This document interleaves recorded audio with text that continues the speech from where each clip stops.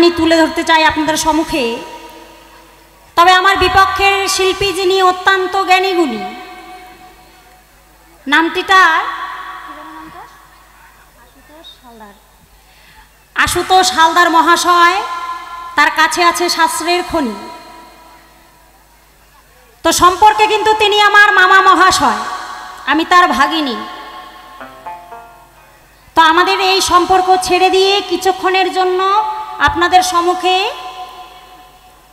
করব অভিনয়। কিসের অভিনয়? স্বামী স্ত্রী, অর্থাৎ একদিকে দেবী দুর্গার পক্ষের উকিল হয়ে দাঁড়াবো, আরেকদিকে পাগলা ভোলানাথ শিবের পক্ষের উকিল হয়ে দাঁড়াবে আমার মামা মহাশয়। কেমন?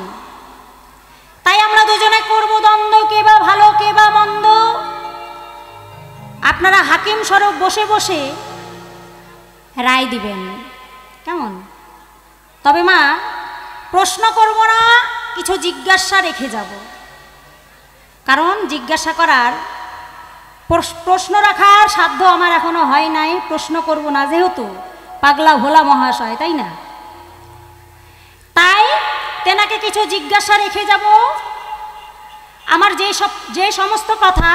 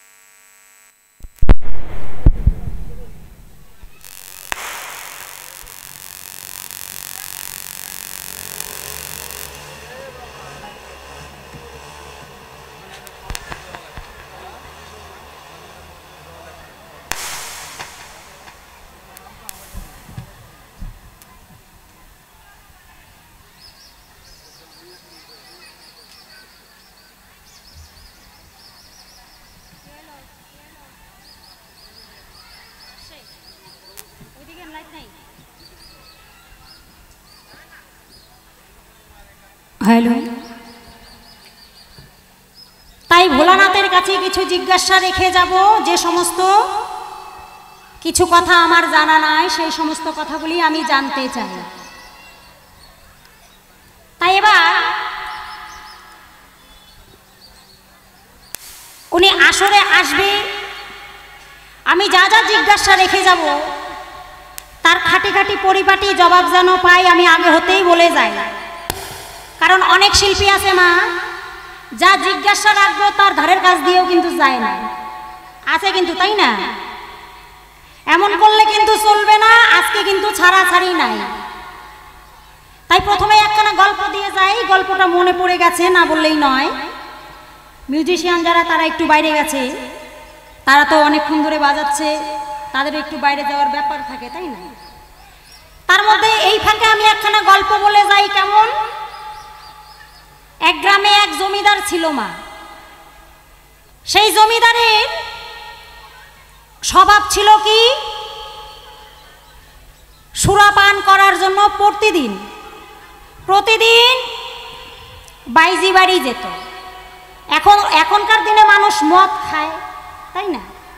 30-70 কি নাম রয়েছে, টুকটুক। আপনাদের এদিকে হয়তো আলাদা নাম থাকতে পারে, কিন্তু আমাদের ওদিকে কিন্তু এমনটাই নাম, চুল্লু, এই সমস্ত নাম। তো যাই হোক, এখনকার মানুষেরা তাই খায়, কিন্তু আগেকার জমিদার যারা ছিল তারা কিন্তু এই সমস্ত জিনিস খায় না। তারা কি খায়? সুরাপান করে। এবার যখন সুরাপান করার জন্য প্রতিদিন যায়, 1 প্যাক 2 প্যাক করে খায়। খাওয়ার পরে জমিদারের স্বভাবটা দেখবেন, ঘাড়ের মধ্যে একখানা শালের চাদর নিবে, এই ধুতির কাঁচাখানি নিয়ে এই যে একটা আমার মতন একটা পরা থাকে ওয়াশকোট, আর তার এখানে পকেট থাকে, ওই পকেটের মধ্যে গুজে দেয়। এভাবে তাদের হাঁটন চলন বেশ কিন্তু জমিদারের। তো এইবার ওই জমিদার যখন প্রতিদিন যায়, 1 প্যাক করে খায়, নেশা লেগে যায়, ওই শালের চাদরখানা হারিয়ে রেখে চলে আসে। শালের চাদরের কোনো খবরই নাই। এবার একদিন দুদিন করতে করতে বেশ কয়েকদিন হয়ে গেছে। এইবার চাদর তো শেষ। এবার গিন্নিকে বলছে, আয় গিন্নি, চাদর দাও একখানা, শালের চাদর। বলছে, কেন তোমার এত শালের চাদর কই গেল? বলে, আরে কি আর বলবা, সব গেছে ভোগে ওগুলা। দাও আর একটা শালের চাদর দাও। বলছে, এই ঘরে আর কোনো শালের চাদর নাই, একটা চাদর আছে, সেই চাদর তোমার শ্বশুর বাড়ি থেকে, মানে আমার বাবার বাড়ির থেকে যে দিয়েছিল বিয়ের সময়, সবারই কিন্তু বিয়ের সময় শালের চাদর দিয়েছে শ্বশুর বাড়ি থেকে, তাই না? তো সেই শালের চাদরটা আছে, তুমি যদি নিয়ে যাবা ভদ্রলোকের মতন নিয়ে যাবা, ওই কাপুরুষের মতন থুয়ে আসবা, সেটা কিন্তু করবা না। বাপের বেটার মতন নিয়ে যাবা, বাপের বেটার মতন নিয়ে আসবা, তুমি তো একটা কাপুরুষ। এই যখন বলেছে, জমিদারের কিন্তু মনে মনে রাগ উঠে গেছে। বাবা হরি বল, হরি বল। জমিদারের মনে মনে রাগ উঠে গেছে, বউ, ঘরের বউ আমাকে কাপুরুষ বলেছে। এবার কি করেছে, যখন ওই সুরাপান করার জন্যে যায়, মাথার মধ্যে চাদর বেঁধে এই জায়গায় ঝুলায় রাখে, চাদরখানা মাথায় করে বেঁধে এই জায়গায় ঝুলায় রেখেছে। যখন এক প্যাক মেরেছে জমিদার, বলছে, শালার চাদর, তোকে আজকে আমি শোকে শোকে রাখবো, হারাতে দেব না। আবার যখন আর এক প্যাক মেরেছে, আবারও বলে, শালার চাদর, তোর আজকে হবে, তোকে শোকে শোকে রাখবো, হারাতে দেব না। গিন্নি আমায় কাপুরুষ বলেছে। বলছেই আর খাচ্ছেই। যখন এক প্যাক, দুই প্যাক, তিন প্যাক করে করে ভীষণ নেশা লেগে গিয়েছে, তখন ওই চাদর কিন্তু তাও হারায় নাই, মাথায় আসেই। চাদর নিয়ে টলতে টলতে বাড়ির সামনে আসে। সেদিন আর তুমি আমি করে কথা নাই, বলে, আয় গিন্নি, আয় বাইরে আয়, আমি কাপুরুষ, দেখ আমি বাপের বেটা চাদর নিয়ে আইছি। এবার গিন্নি বলে, সর্বনাশ হয়েছে, সর্বনাশ করেছে, আজকে চাদর নিয়ে আইছি। তাড়াতাড়ি যখনই গেট খুললো, খোলার সঙ্গে সঙ্গে বলে, আরে পোড়ামুখ, তোমার চাদর আছে তো ঠিক আছে, কিন্তু তোমার ধুতি কই? এই যে মা, মানে ধুতি আছে তো চাদর নাই, চাদর আছে তো ধুতি নাই। কেন বললাম কথাটা? অনেক শিল্পীরা আছে, যা জিজ্ঞাসা রাখবো, জিজ্ঞাসার ধারের কাছ দিয়ে যাবে না, ওই ধুতি আর চাদরের মতন করে কিন্তু যায়, তাই না? তাই বলে যায়, যা জিজ্ঞাসা করব তার খাটি খাটি পরিপাটি জবাব যেন পাই এ ধর্মসভায়। তাই মা, দুর্গা হতে পারবো না, দেবী দুর্গা হওয়া মুখের কথা নয়। দেবী দুর্গা হইতে গেলে অনেক কিছু প্রয়োজন আছে, তাই না? অনেক কিছু লাগবে।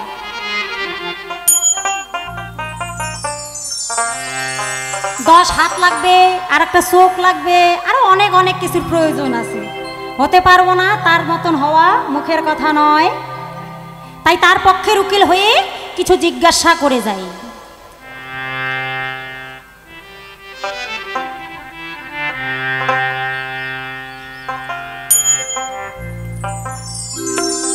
ওরে দেবী দুর্গা নামটি ধরি গো, আমি করি নিবেদন,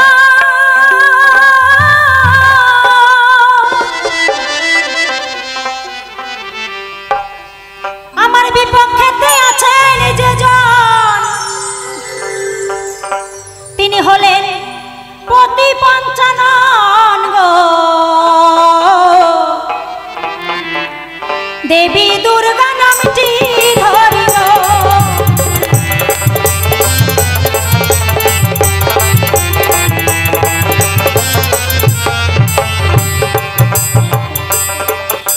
তাই দেবী দুর্গা নামটি ধরি গো, আমি করি নিবেদন, আমার বিপক্ষেতে আছেন যে জন, তিনি হলেন পতি পঞ্চানন। নাম শুনেই বুঝতে পারছেন ভোলানাথ। তার পঞ্চ বদন হয়েছিল, যার কারণে তার নাম পঞ্চানন। তাই আমার প্রথমেই জিজ্ঞাসা রয়ে যায়, পঞ্চযুক্ত আনন, পঞ্চানন, তোমার এই 5টি মুন্ড 5টি মাথা কখন হয়েছিল? এই 5টি মাথার অবশ্যই নাম রয়েছে, তাই না মা? এই পঞ্চমাথার নাম কি কি, কে দিয়েছিল নাম? তুমি দেবে এসে এই ধর্মসভায় সমাধান। তাই পিতা আমার যোগ্য করে করল বিয়ের আয়োজন, ওই জটাধারীর সাথে আমার করল সমার্পণ।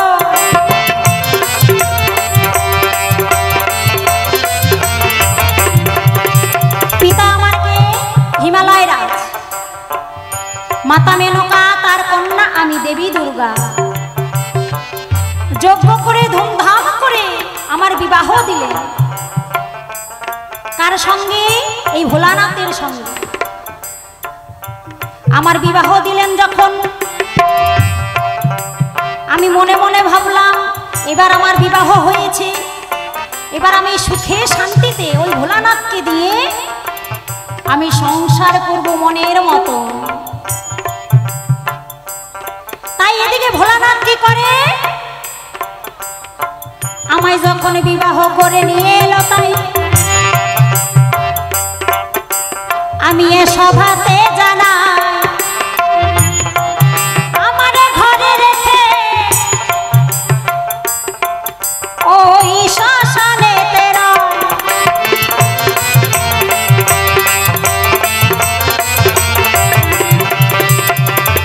তাই হে ভোলানাথ,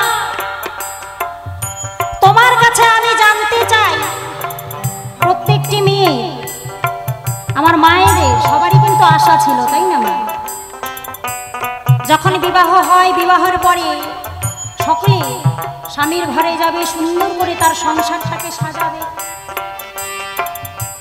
স্বামী সন্তান নিয়ে মনের মতন করে সুখে দিন কাটাবে। কিন্তু তাই আমার ভাগ্যে আর হলো না মা, আমিও ভেবেছিলাম।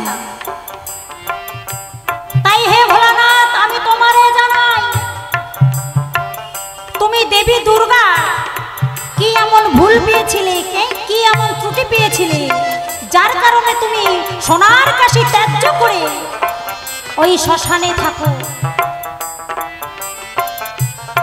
শ্মশান কথার অর্থ কি? শ্মশানে থাকলে কি হয়? শ্মশানে তো ভূত প্রেত রয়, তাই না? তুমি সেইখানে কেন গেলে? এত সুন্দর সুন্দর ভালো ভালো জায়গা ছিল, সেই সব জায়গায় না গিয়ে কেন তুমি শ্মশানে গেলে? আর দুর্গার মাঝে কি এমন ত্রুটি পেয়েছিলে বলবে এ ধর্মসভায়। আরে বিবাহ শব্দের বিশেষ বহন শাস্ত্রে আছে নিদর্শন, পতি পত্নীর মিলনেতে হয় দাম্পত্য জীবন।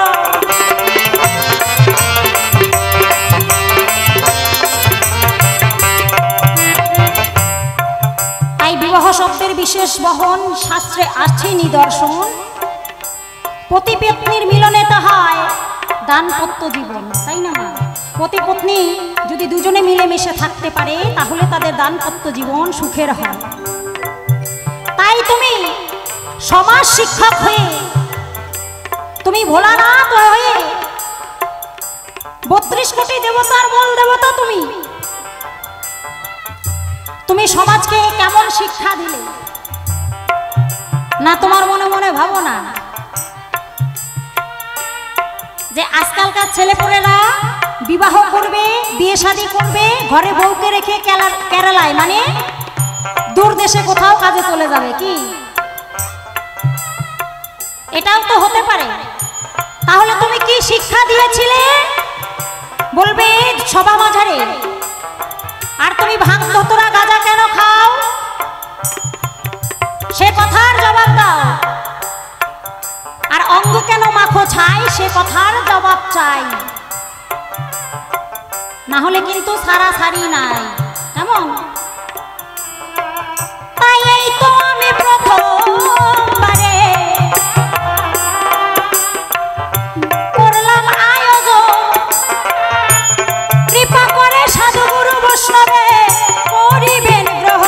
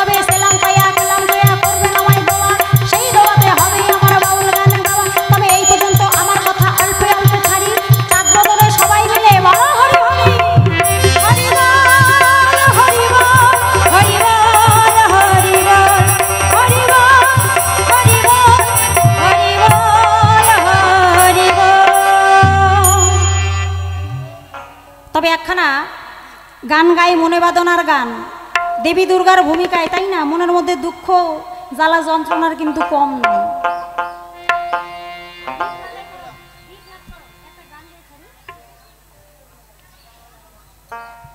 তাই মনের বেদনা খুব, মনের বেদনা নিয়ে একখানা গান গাই। এই ভোলানাথ ঘরে থাকে না, শ্মশানে মশানে পড়ে থাকে, ভাঙ ধুতরা খায়। আমার প্রতি মন নাই, আমার মনে হয় ওই শ্মশানে বোধহয় কোন রূপবতী কন্যা রয়, যার কারণে সেই জায়গায় যায় আমাকে ঘরে ফেলে রেখে। তাই সেই জায়গায় দাঁড়িয়ে গিয়ে শোনাবো একখানি বিচ্ছেদ গান। কি বলছে?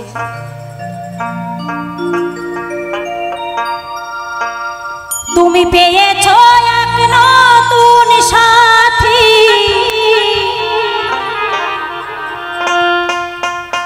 তুমি পেয়েছো এক নতুন সাথী, নতুন এক ভুবন। তোমার ভাবে বুঝি এখন আমার নেই তো প্রয়োজন, তোমার ভাবে বুঝি এখন আমার নেই তো প্রয়োজন। তুমি পেয়েছো এক নতুন সাথী,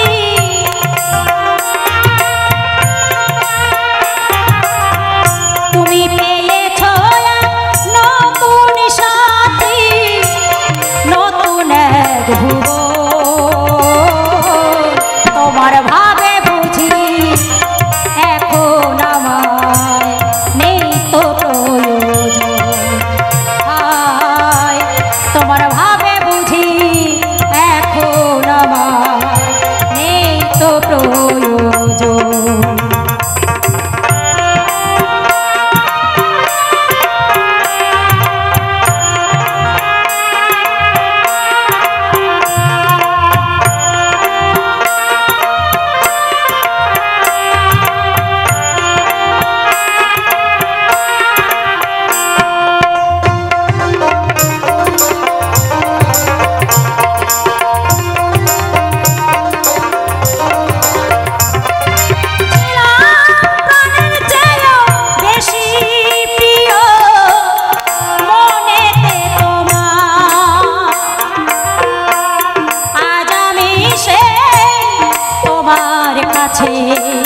বিষাদের পাহাড়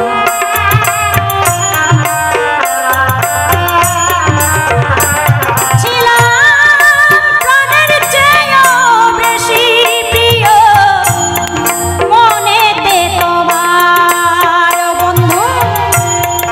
আজ আমি সে তোমার কাছে বিষাদের পাহাড়। ওরে আমি হই নয়নে তোমার,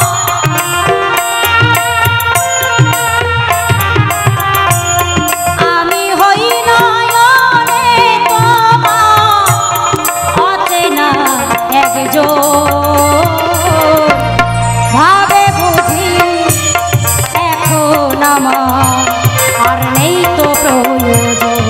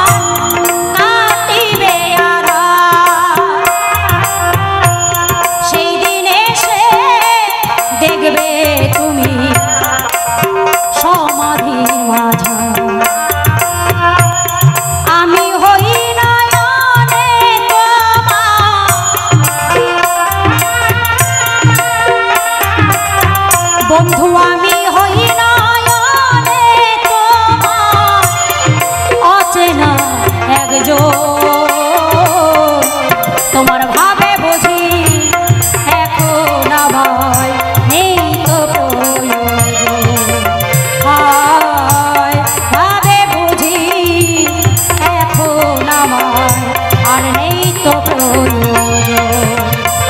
তুমি পেয়েছো এক নতুন সাথী,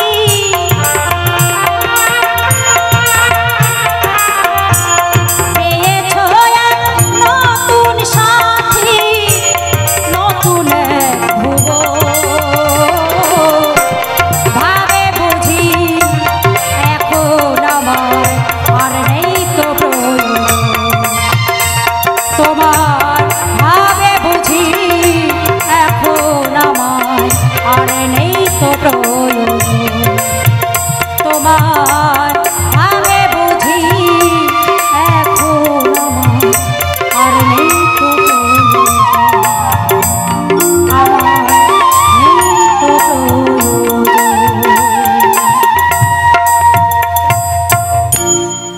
জয় গুরু জয়। এবার আমি বসে যাই, আসবেন ভোলা মহাশয়, শুনুন তার গান, তার বৃত্তান্ত। অনুষ্ঠানের আজকে দ্বিতীয় দিবস তথা রজনী।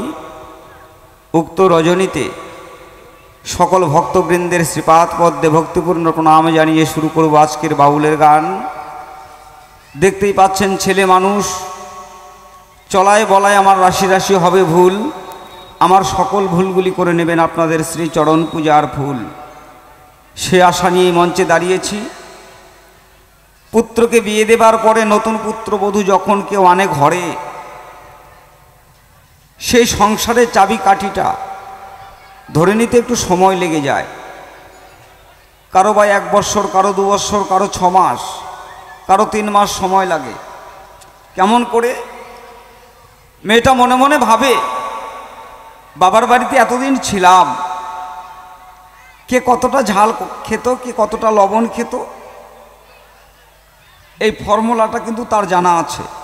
কিন্তু শ্বশুরবাড়ির আদব কায়দাটা কেমন, কে কতটা লবণ, কে কতটা ঝাল খায়, কে কতটা তেল পছন্দ করে, কে কত মশলা পছন্দ করে, সেটা ধরে নিতে একটু সময় লেগেই যায় বাবা, তাই না? আমরা বলি যে নতুন বইয়ের প্রত্যেকটা পদক্ষেপে দোষ। তাই আমি তো সবেমাত্র নতুন আপনাদের কাছে এসেছি। আমার সকল ভুলগুলি নিজের সন্তানকেও বা নিজের ছোট ভাই মনে করে ক্ষমা করবেন, সে আশা নিয়ে শুরু করব আজকের বাউলের গান। বর্তমান মঞ্চে যিনারা সঙ্গতকার আছেন, আমার শ্রদ্ধেয় দাদা ভাই যিনি কিবোর্ডে সঙ্গত করছেন রামপ্রসাদ রাজবংশী, এবং বংশীবাদকে আছেন পূজনীয় জ্যেষ্ঠ ভ্রাতা মাননীয় অমৃত বর্মন মহাশয়, তবলাতে আছেন আমার দাদু রবীন বর্মন মহাশয়, এবং অক্টোপ্যাডে যিনি আছেন সাধনবাবু, এনারা সকলেই দেবেন যন্ত্রের ধ্বনি। আমার মায়েরা দেবেন উলুর ধ্বনি, বাবারা দেবেন হরির ধ্বনি। মাইক ম্যান মণ্ডল সাউন্ড দাদা ভাই, তিনি দেবেন শব্দের ধ্বনি, আমি দিব আমার গৌর সুন্দরের নামের ধ্বনি। এই পঞ্চধ্বনি একত্রিত করেই হবে আজকে সুরধ্বনি। সেই সুরধ্বনি গঙ্গার তীরে বসে আমরা সকলেই যেন শ্রীমান মহাপ্রভুর লীলার আস্বাদন করে তাপিত অঙ্গ শীতল করতে পারি। জয় গুরু জয়, জয় গুরু জয়, জয় গুরু জয়। একবারে জয় জয় শ্রী গুরু নিতাই গৌর শিবনাথ ব্রহ্মানন্দে হরি হরি ভালো। জয় জয় রাধা কৃষ্ণ ব্রহ্মানন্দে হরি হরি ভালো। জয় জয় আপন আপন গুরু গোসাই পদে মজাই এমন মনের আনন্দে হরি হরি ভালো। হরি হরি হরি।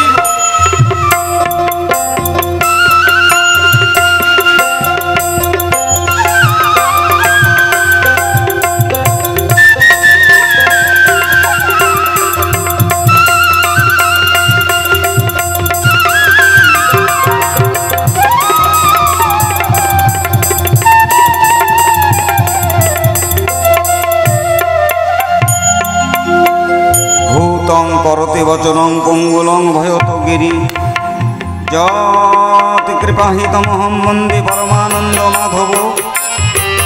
অখণ্ড মণ্ডলাকারং ব্যক্তং যেন চরাচরং তৎপদ দর্শিতং যেন তস্मै শ্রী গুরুবে নমো নমঃ। বাঞ্ছা কল্পতরুভস্য কৃপা সিন্ধুময়েব চ পতিতানাং পাবনেভ্যো। জয় জয় সাধু গুরু বৈষ্ণবেভ্যো নমো নমো। ওম সর্বমঙ্গল মঙ্গলে শিবে সর্বার্থ সাধিকে শরণ্যে স্তম্ভে গৌরী। জয় জয় নারায়ণী নমস্তুতে।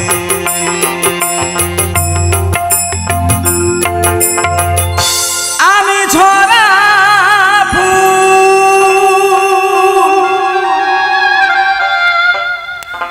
পথেরি বাউল,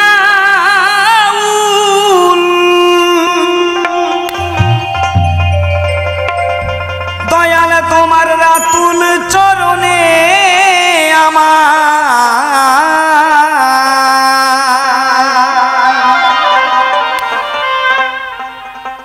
একবার তোমার রাতুল চরণে আমায় যাও না দলিয়া।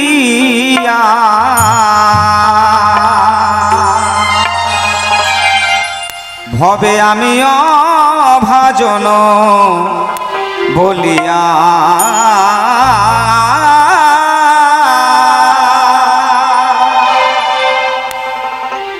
আমি অভাজন বলিয়া।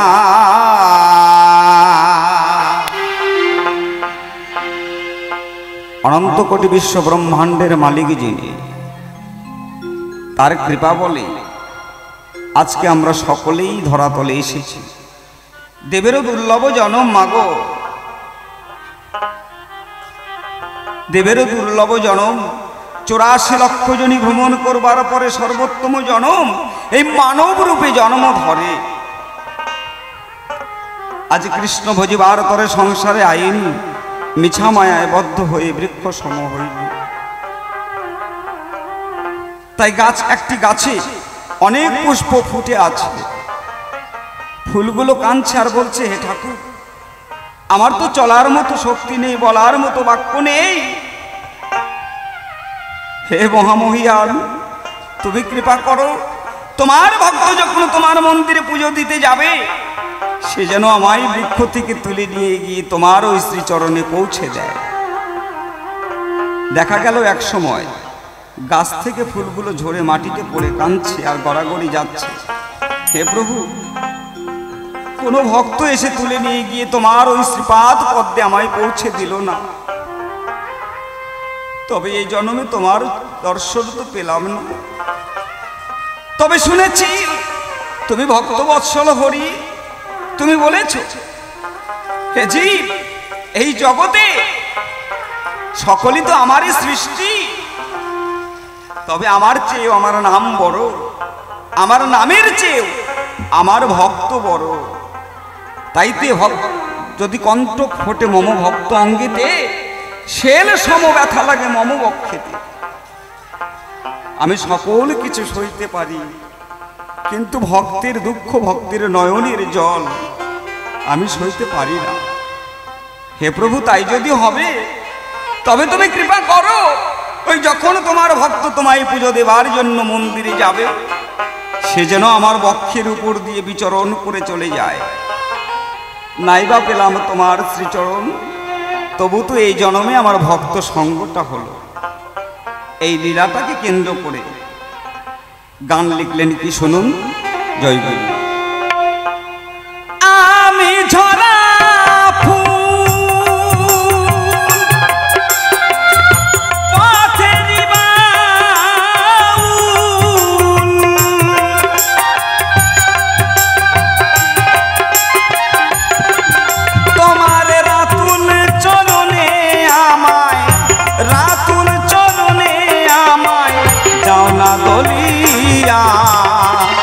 আমি অভাজন বলিয়া, আমি অভাজন বলিয়া। একবারে জয় জয় শ্রী গুরু ব্রহ্মানন্দে হরিবাল হরিবাল হরিবাল।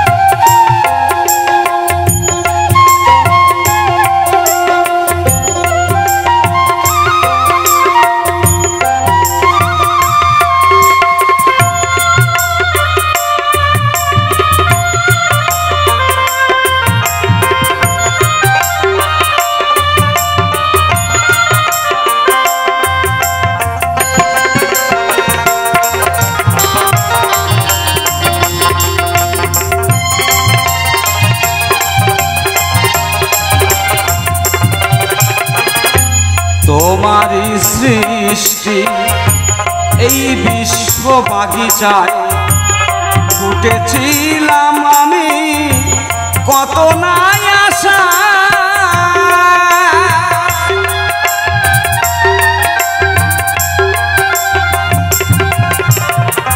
প্রভু তোমার সৃষ্টি এই বিশ্ব বাগিচায় ফুটেছিলাম আমি কত নাই আশা এখনো হয়নি মন্দিরে যাওয়া হলো না চরণ পাওয়া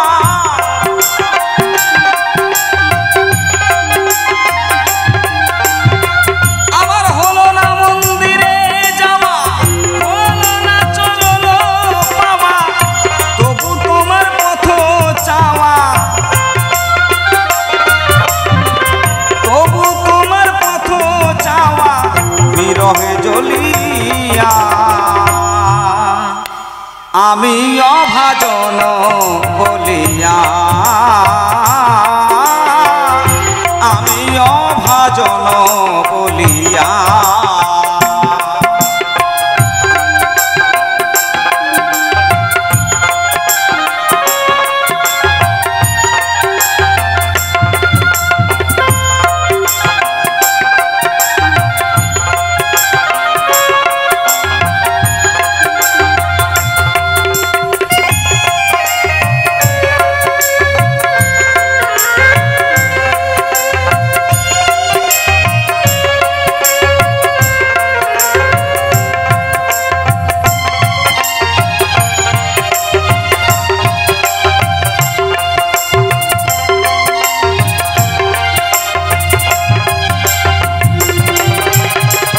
তব চরণ পরশে তুমি উদ্ধা দিলে পাশানি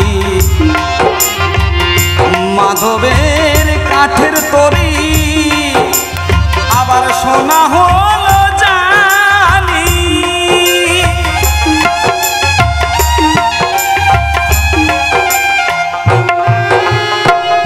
আপনাদের সকলই আছে জানা যেটা রামায়ণের ঘটনা একদিন বিশ্বামিত্র মুনি মনে মনে ভাবলেন দুর্মাদ তারকা রাক্ষসীর অত্যাচারে আমরা বনমাঝে যত মণিগণ আছি শুদ্ধাচারে কেউ কখনো যজ্ঞ সম্পূর্ণ করতে পারি না যখন তখন তারকা এসে আমাদের যজ্ঞ পণ্ড করে দিয়ে চলে যায় ধ্যান যোগে জানতে পারলেন গোলক বিহারী হরি রামচন্দ্র 4 অংশে জন্মগ্রহণ করেছেন কোথায় না অযোধ্যায় ধ্যানে জেনে মণিবর তখন অযোধ্যাতে গেল রাজা দশরথের কাছে গিয়ে রাম লক্ষ্মণকে ভিক্ষা যে চাহিল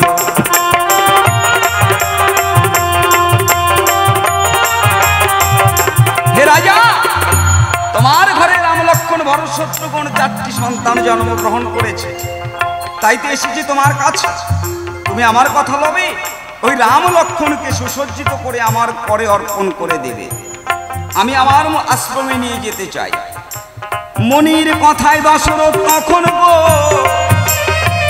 রাম লক্ষ্মণকে সাজাইয়া দিল রাম লক্ষ্মণকে নিয়া বিশ্বামিত্র মুনি পথে রওনা দিল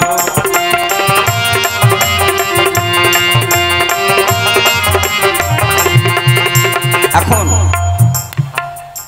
বিশ্বামিত্র মুনি রাম লক্ষ্মণকে নিয়ে যখন পথে রওনা দিলেন আশ্রমে যাওয়ার জন্য সম্মুখে 2টি রাস্তা এমন সময় বললেন রাম যদি তোমরা 3 প্রহরের রাস্তাতে যেতে চাও তাহলে আমার আশ্রমে যেতে কোনো বাধা বিপত্তি নেই তবে যদি 1 প্রহরের রাস্তাতে যাও দুর্মাদ ভয়ঙ্কর তারকা রাক্ষসীর ভয় বলো তোমরা কোন রাস্তাতে যাবে রামচন্দ্র বললেন গুরুদেব আশ্রমে যখন যাব গগনে তো বেলা বেশি নাই আমরা 1 প্রহরের রাস্তাতে যেতে চাই যিনি হলেন সমন দমন রাম বিপদহারী মধুসূদন যার নামে সমন দূরে চলে যায় তার কি কখনো বিপদ থাকতে পারে মা রামচন্দ্র মণিবরের কথা মতো এক প্রহরের রাস্তায় রওনা দিল। সম্মুখেতেই আবার মিথিলার ওই পার ঘাটা পড়িল।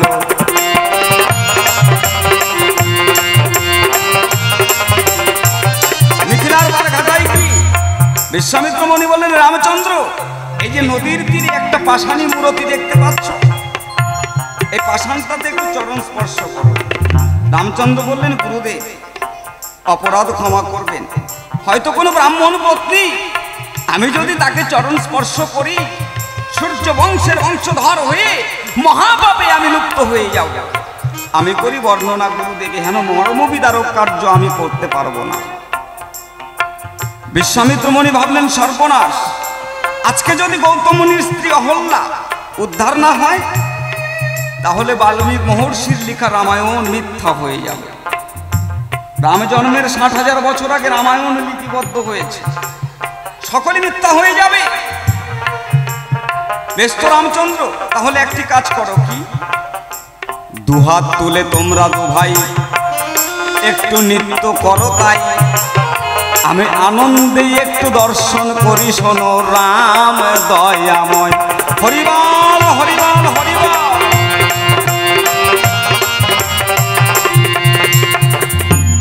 বিশ্বামিত্রের কথা মতো রাম লক্ষণ গো দুই ভাই যখন নাচিতে লাগিল, অমনি পবন দেবকে মুনিবর তখনই আবার স্মরণ করিল।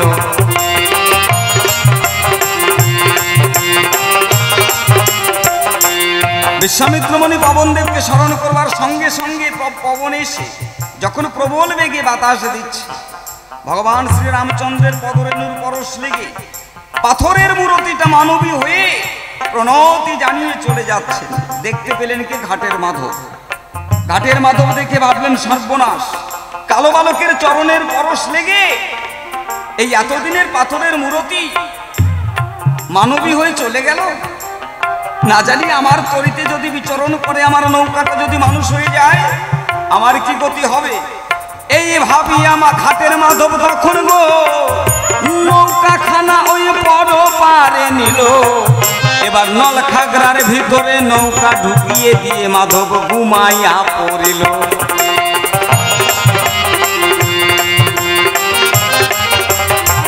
ঘাটের মাধব জেগে জেগে যদি কেউ ঘুমায় মাগো, তার ঘুম কি আর ভাঙানো যায়? জেগে জেগে ঘুমালে তার ঘুমটা ভাঙানো যায় না। মাধব মাধব বলে মণিবার ডাকছে বারংবার, মাধব যখন সাড়া দিল না, বিশ্বামিত্র মুনি ক্রধান্বিত হয়ে বললেন, ওরে মাধব, এতবার করে ডাকবার পরেও তুই যখন আমার ডাকে সাড়া দিলি না, মনে পেলাম তাপ। ওরে মাধব, তোকে দিতে চাই অভিশাপ। সঙ্গে সঙ্গে ঘাটের মাধব বৈঠা খানা নিল, বড় পারে নৌকায় এনে আবার উপনীত হলো।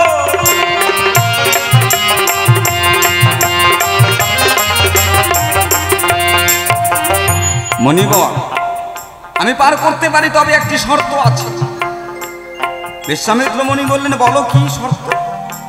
বলে, আমি ধলা বালকটাকেও পার করে দেব, তোমাকেও পার করে দেব, কিন্তু আমি করি বর্ণনা মণিবর, ওই কালো বালকটাকে নৌকায় উঠতে দেব না।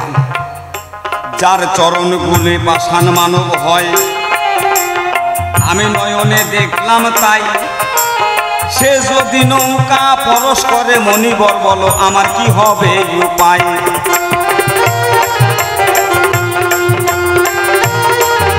মণিবর, এই তো দেখলাম এই এতদিন যে পাথরের উপরে বসে আমরা দৈনন্দিন স্নান করি, গা হাত পা ঘষা মাজা করি, এই কালো বালকের চরণের পরশ লেগে সে পাথরটা মানুষ হয়ে চলে গেল।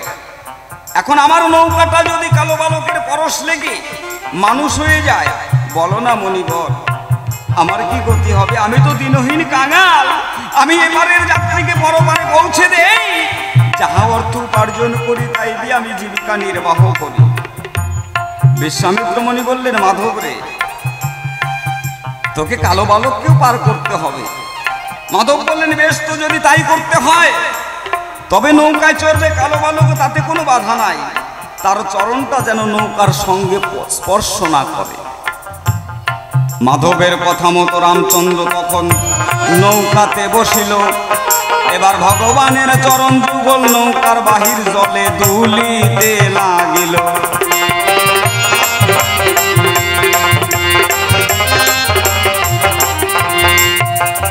ওই রামের চরণ নৌকার বাহির যখন জলে দুলিতে লাগিল, অমনি মকর বাহিনী গঙ্গা জাগিয়া উঠিয়া রামের চরণ পুজিল। হরিবল হরিবল হরিবল হরিবল।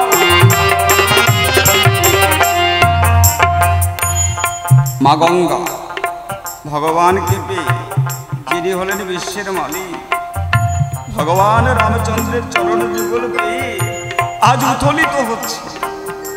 আহা, আজকে আমার এমন সৌভাগ্য, আজ মনির কৃপা বলে গোলক বিহারী হরি আবাই চরণ দর্শন দিয়েছে।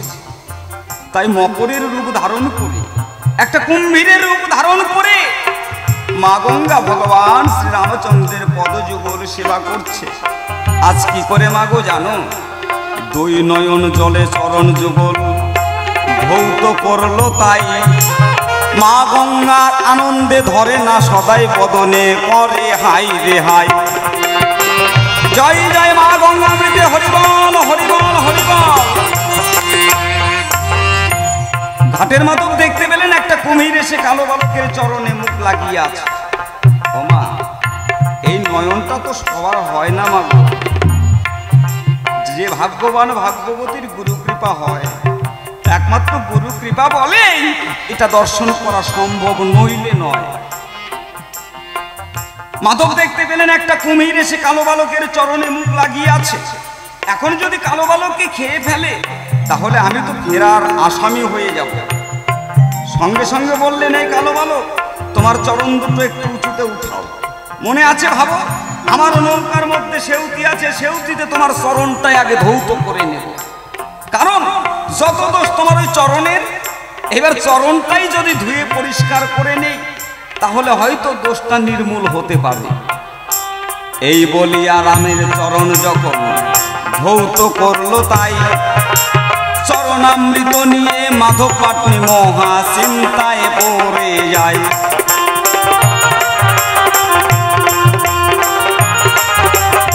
এখন মাধব ভাবছে, এই যে যত দোষ এই কালো বালকের এই চরণামৃতের মধ্যে, চরণটা ধৌত করলাম, এই চরণ ধৌত জলের মধ্যে যত দোষ, এই জলটাকে নদীর মধ্যে যদি ফেলে দেই, নদীটা যদি মানুষ হয়ে চলে যায়, তাহলে তো আমার মতো মাঝির কোনো প্রয়োজন থাকবে না।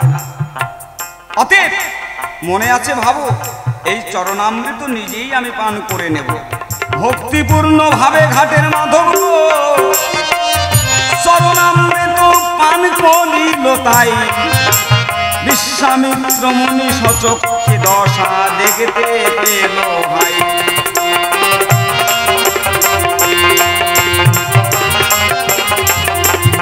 বিশ্বামিত্র মুনি বললেন, মাধব রে, যে কালো বালকটাকে তুই পার করতে চাইলি না, আজকে সেই কালো বালকের চরণ ধৌত করে সেই চরণামৃত তুই পান করলি, বল কারণটা কি?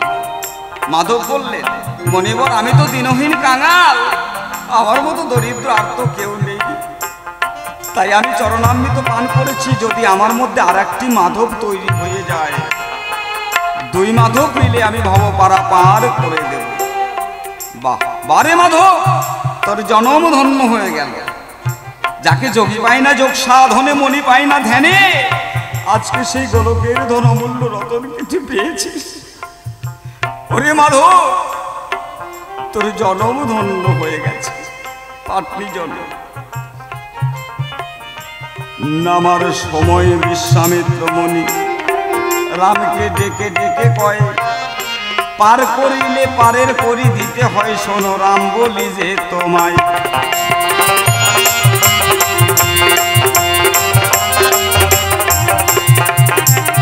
মনিবর বললেন, রামচন্দ্র, মাধব অক্লান্ত পরিশ্রম করে পরিশ্রান্ত হয়ে আমাদের পরপার থেকে এই পারে পৌঁছে দিল, তাকে তো করে দিতে হবে। রামচন্দ্র বললেন, গুরুদেব, আমার কাছে তো করে নেই। তাহলে তুমি এক কাজ করো, তুমি মাধবের তরিতে দক্ষিণ চরণ স্পর্শ করো। সঙ্গে সঙ্গে রামের যখন দক্ষিণ চরণ গো মাধবের তরিতে পরশ করিল। দেখতে দেখতে মাধবের কাঠের নৌকায় আবার সোনা হইয়া গেল। হরিবল হরিবল হরিবল।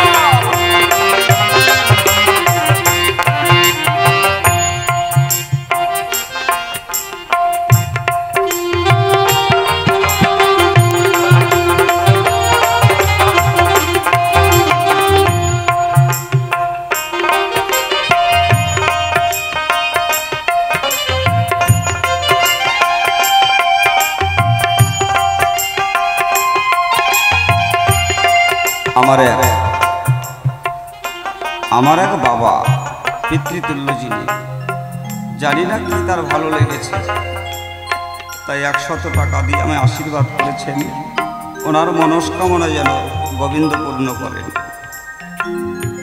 বিশ্বামিত্র মুনি বললেন, রামচন্দ্র তুমি তোমার দক্ষিণ চরণ স্পর্শ করো। ভগবানের চরণ স্পর্শ করবার সঙ্গে সঙ্গেই মাধবের কাঠের তরি সোনার তরি হয়ে ঝলমল করছে। ওমা, মাধব তো দিনহীন কাঙাল, কোনোদিনও সোনা দেখেনি। মাধব ভাবছে আমার নৌকায় আগুন লেগে গেছে। সঙ্গে সঙ্গে বৈঠা নিয়ে ঘাটের মাধব গো রামচন্দ্রকে মারার জন্য দৌড়াইয়া গেল। এই দৃশ্যখানা বিশ্বামিত্র মুনি সচক্ষে দেখিল।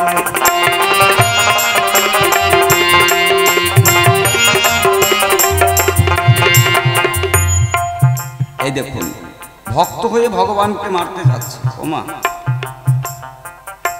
এটা কার দ্বারা সম্ভব হয়? এটাও একটা ভক্তি, জ্ঞান শূন্য ভক্তি। যেমন জ্ঞান শূন্য ভক্তির কথা বলতে গেলে বৃন্দাবনের কথাও বলতে হয়। বৃন্দাবনে মীরাবাই একদিন মিষ্টান্ন রান্না করলো, মিথ্যা কথা নয়।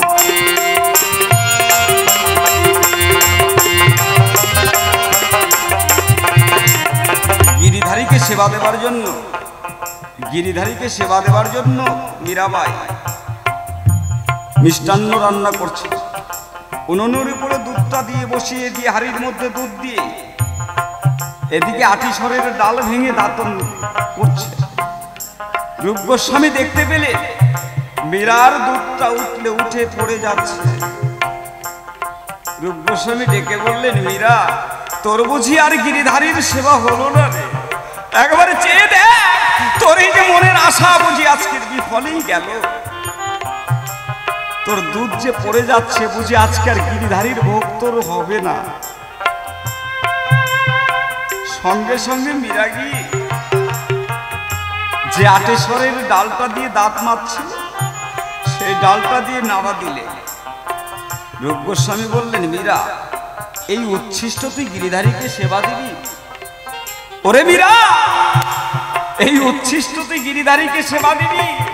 তোর তো গিরিধারীর সেবা থেকে বঞ্চিত হবি। মীরাকে বললেন, মাগো জানো? মীরা বললে, হে গুরুদেব, এই যে আটিসরের গাছ সেটাও আমার গিরিধারীর সৃষ্টি। আমার এই দেহটা রক্ত মাংসের দেহ, এটাও তো আমার গিরিধারীর সৃষ্টি। দুগ্ধটাও আমার গিরিধারীর সৃষ্টি। আমি উচ্ছিষ্টটা কোথায় পাই? বলো না গুরুদেব, উচ্ছিষ্টটা কি জিনিস? এই যে জ্ঞান শূন্য ভক্তি। তদ্রূপ ঘাটের মাধব যখন ভগবানকে মারার জন্য তারা করলো তাই।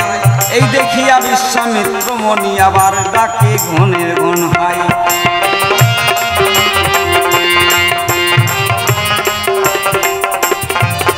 বিশ্বামিত্র বললে, মাধব রে, তোর কাঠের তরিতে আগুন লাগেনি, তোর নৌকাটা সোনার নৌকা হয়ে গেছে, তোর চিরতরে দুঃখ মোচন হয়েছে। না গুরুদেব, আমি দিনহীন কাঙাল, আমার পার ঘাটে যদি সোনার নৌকা থাকে কখন যেন এসে আমায় প্রাণ কেড়ে নিয়ে আমার নৌকাটাও নিয়ে চলে যাবে, আমায়ও মেরে ফেলবে। অতএব গুরুদেব, আমি করি বর্ণনা, আমি সোনার তরি চাই না, আমার যেমন তরি ছিল তেমন তরি করে দে। সঙ্গে সঙ্গে রামচন্দ্র বললেন, তথাস্তু। তবে মাধব, শুধু তুই নয়, এই জগতে বুদারা ঘাটে কোনো মাধবের তরি ভালো থাকবে না, ফুটা ফাটা থাকবে, জল ফেলতে তোদের জনম যাবে। তাই তো মহাজন কলম দিলেন কি, তব চরণ পরশে উদ্ধা দিলে পাশানি, মাধবের কাঠের তরি আবার সোনা হল জানি।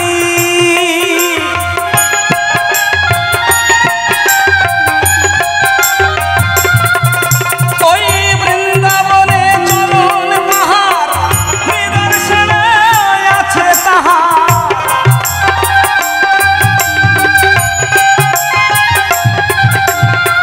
বৃন্দাবনে চরণ পাহাড় নিদর্শনে আছে তাহার, চরণ পরশে পাষাণ,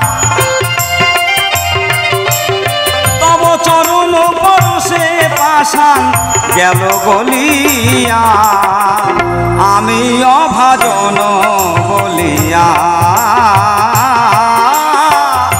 আমি অভাজন বলিয়া। জয় জয় শ্রী গুরু ব্রহ্মানন্দ, একবার হরিবল হরিবল হরিবল।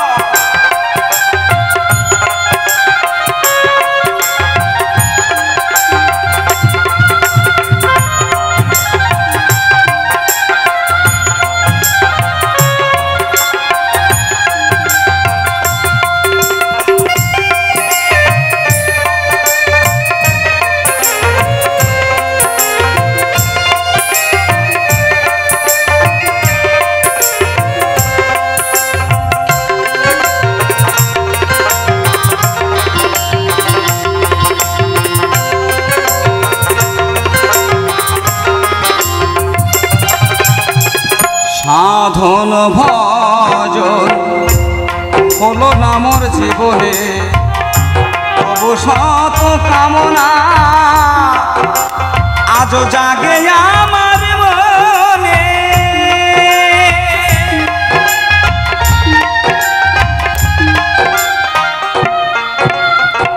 সাধন ভজন হলো না মোর জীবনে, তবু শত কামনা জাগে আমার মনে। ভেবে কইরা ধামোহন দেখা দাও জুলাই জীবন,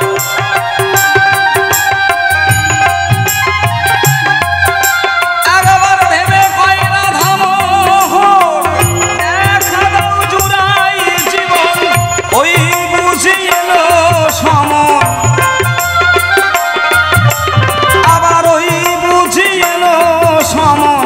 যাব চলিয়া, আমি অভাজন বলিয়া, আমি অভাজন বলিয়া, আমি অভাজন বলিয়া, আমি অভাজন বলিয়া। কল্পনাতে সভাতে আমি নন্দীর ভূমিকায় দাঁড়াই, বিপক্ষেতে আমার গুরুবন বিজয়া সভায় দিল পরিচয়।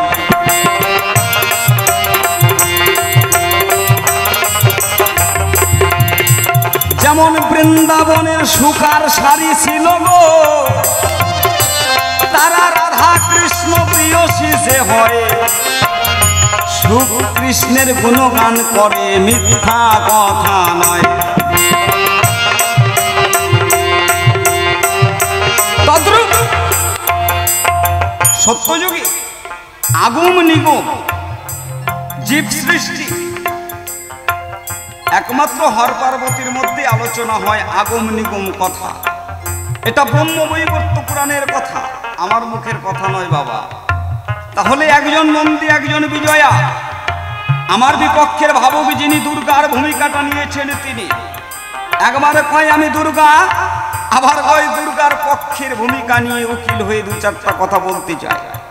বাবা বাহ, দুর্গা সেজে সবাই এসে গো আমার কাছে প্রশ্ন করলো দান, শিবের নাম কি কারণে হলো সেই স্বয়ং পঞ্চানন।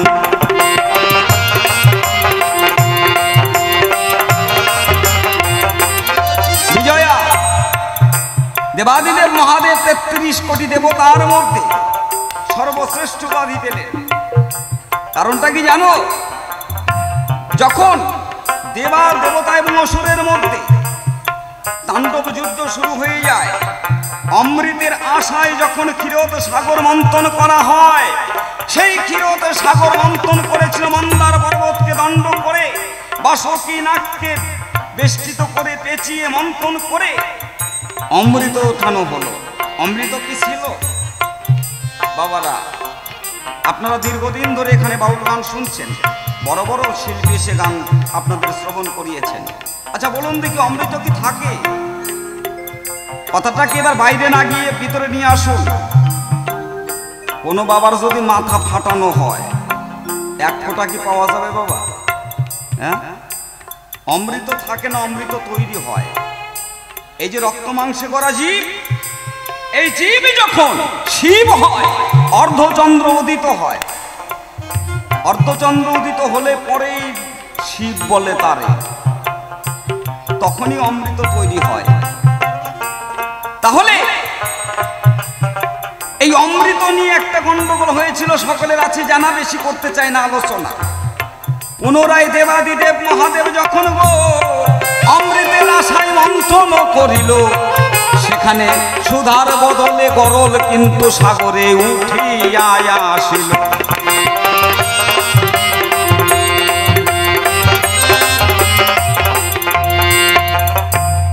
এই গরলটাই বিষ যদি জলের মধ্যে পড়ে, কত সৃষ্টির বিনাশ হতে পারে। সেই সৃষ্টির বিনাশ থেকে রক্ষা করেছিল কে? একমাত্র দেবাদিদেব মহাদেব ভোলানাথ স্বয়ং শম্ভু, যার কারণে শিবের কণ্ঠ দেশে গো নীল হইয়া যায়। এখানে আমার বাবা ভোলানাথের নাম আর একটা কিন্তু নীলকণ্ঠ বলা হয়।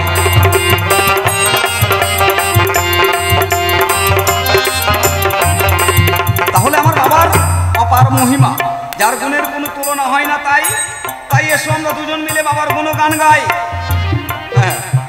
হ্যাঁ, কেন তোমার বাবার নামটা পঞ্চানন হলো?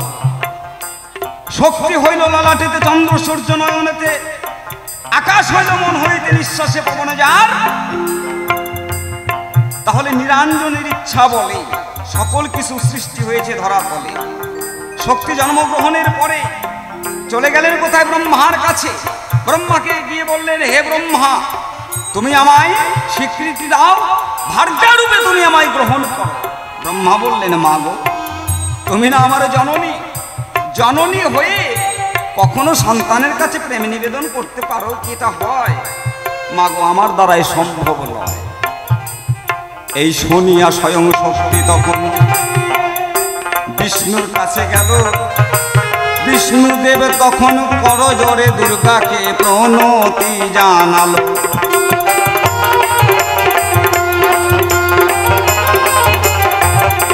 বিষ্ণু সারেন্ডার হয়ে গেলেন, মাগো আমার দ্বারাই সম্ভব নয়। তবে দেবাদিদেব মহাদেব ভূত ভবিষ্যৎ গণনাকারী, হয়তো সেই ইচ্ছা করলে তোমার কথা রাখতে পারে। ভোলানাথের কাছে যখন গেলেন, ভোলানাথ বললেন যে মাগো, আমি তোমায় কোনো প্রকারেই ভার্যারূপে স্বীকৃতি দিতে পারি না। এই কথা বলার সঙ্গে সঙ্গে আদ্যা শক্তি মহামায়া প্রধান্বিত হয়ে বললেন, তাহলে এই যদি হবে, তোমরা যদি আমার মনোবাসনা পূর্ণ নাই করবে, এই জগতে একমাত্র পুরুষ 3 জন, ব্রহ্মা বিষ্ণু মহেশ্বর।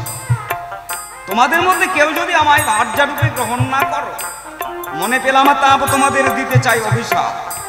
সঙ্গে সঙ্গে দেবাদিদেব মহাদেব ভাবলেন, সে কি, আজকে শক্তি যদি আমায় অভিশাপ দেয়, তাহলে আমি হয়তো বিলীন হয়ে যাব।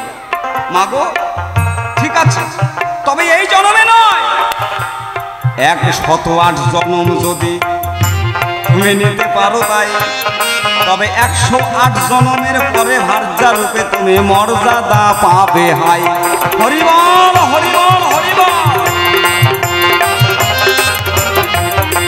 এই জন্মে নয়, বলো তুমি কি পারবে? তাহলে কথা দাও, এক এক করে 108 বার তোমার কায়া বদল করতে হবে, মানে জন্ম মৃত্যু জন্ম মৃত্যু। আদ্যাশক্তি মহামায়া বললেন, হ্যাঁ আমি পারবো, তবুও তোমাকে ভার্যা প্রতিরূপে চাই। তাই যদি হবে তোমার কথা আমি রাখতে পারবো হে শিব শম্ভু, তবে তোমায় একটি কথা রাখতে হবে। কি? আমার কায়া বদলের কানে গো তুমি এবার একটি কথা লবে, স্থল দেশে আমার দেহের তুমি সৎকার্য করিবে।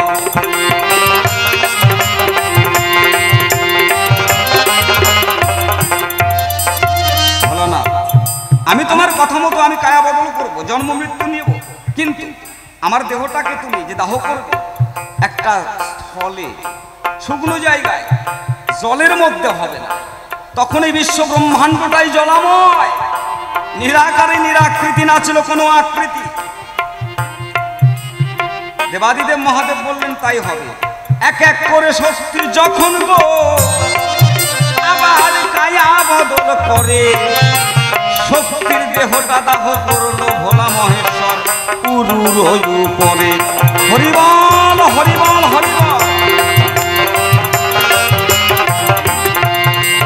দেখেছো বিজয়া আমার বাবার মধ্যে কতটা ত্যাগ। এখন যদি কোনো মানুষের দেহের মধ্যে যদি একটু কণ্টক ফোটে, যন্ত্রণায় ছটফট করে ডাক্তারখানায় গেলে বলে টিটিনাস করতেই হবে, নইলে নিস্তার নাই। আর তোমাকে পাবার জন্য আমার বাবা যিনি স্বয়ং শম্ভু ভোলানাথ, তিনি কত যন্ত্রণা, কত কষ্ট, কত সহ্য করতে হয়েছে। এইভাবে যখন 108 বার যখন জন্ম মৃত্যু হলো, অবশেষে দেবাদিদেব মহাদেবের যখন বিয়ে হয়, নারদমণি এসে বললেন, মামা মামি তো এক এক করে 108 বার জন্ম মৃত্যু করেছে, তবে সে এখনো সতী না অসতী একটু পরীক্ষা করে নেওয়া দরকার। নারদ বেটা বড়ই ঠেটা, মিথ্যা কথা নয়। অমনি শিবের কাছে গিয়ে কানের কাছে আবার কুমন্ত্রণা দিল যে তথায়।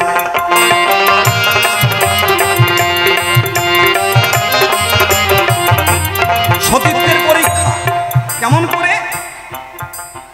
মামি যখন মালা দিতে আসবে, তোমার গলায় যখন মালা পরাতে আসবে, তখন তুমি এক মাথা থেকে 2টা মাথা হবে। সে যদি প্রকৃতই সতী নারী হবে, তাহলে অবশ্যই তোমার গলায় মালা পরাতে পারবে। যখন মালা নিয়ে আদ্যাশক্তি মহামায়া গো আবার শিবের গলদেশে পরাইতে যায়, এক ভোলানাথ তখন দ্বিভুজ হয়ে 2টা মাথা রয়।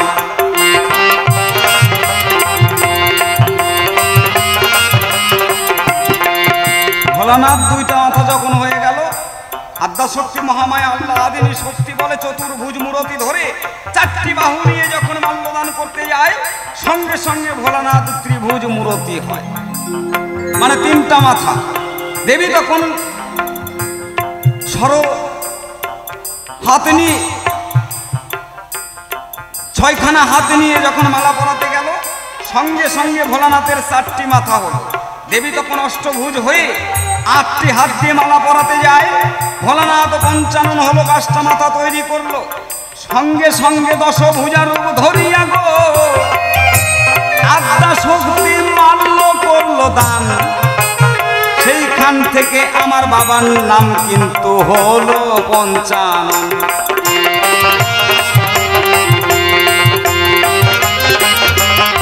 তবে একদিকে লীলা, একদিকে জীব শিক্ষা। বিজয়া এটা যেমন লীলা হয়েছে, তাহলে শিবের মাথা 5টা হলো। এই 5টা মাথার নাম কি? ঈশান, অঘোর, সদ্যজাত, কপালী, তৎপুরুষ বা বামদেব। এই যে 5টি মাথা, এক এক মাথায় এক একটি নাম ধ্বনি করে, এক এক মাথা থেকে এক একটি নামের ধ্বনি উদ্গার হয়। এই যে শ্মশানে গিয়ে যখন ঠিকানা করলেন, পঞ্চমুখে পঞ্চনাম জপে গো আমার ভোলানাথ স্বয়ং পঞ্চানন। এই পঞ্চনাম মিশ্রিত হয়ে এক ধ্বনি হলো ওঙ্কার শব্দ বলি বিচক্ষণ। হরিবল হরিবল হরিবল। এবার দেখো, তাহলে এটা হলো শিব। এবারও ধরে নাও জীব, তুমিও জীব আমিও জীব। তাহলে আমাদের কি 5টা মাথা নেই? যত্র জীব তত্র শিব, যত্র নারী তত্র গৌরী। মনে একটু করো ভাবনা, দেহের মধ্যে 10 ইন্দ্রিয় রিপুজনা, হ্যাঁ? তাহলে পঞ্চভৌতিক স্থূলের দেহ গো বিজয়ায় আমি এখন তোমারে জানাই, কাম ক্রোধ লোভ মোহ মদ মাৎসর্য আমি বলি যে তোমায়।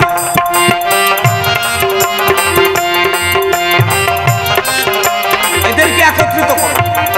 যেমন আমার পাগলা বাবা ভোলানাথ শ্মশানে গিয়ে মশানে যায় নাই, যেখানে দৈনন্দিন জীবের মৃত্যু হয়, জীব সৃষ্টির তরে যেখানে জীবের দৈনন্দিন মৃত্যু হয়, এটা শ্মশান নয়, এটাকে বলে মশান। আর শ্মশানটা কোথায় জানো? পবিত্র ভূমি। অহরহ হরি নাম কৃষ্ণ নাম যেখানে উচ্চারিত হয়, এই হরি নামের তত্ত্ব জানার জন্য ভোলানাথ সেখানে নিয়েছে আশ্রয়।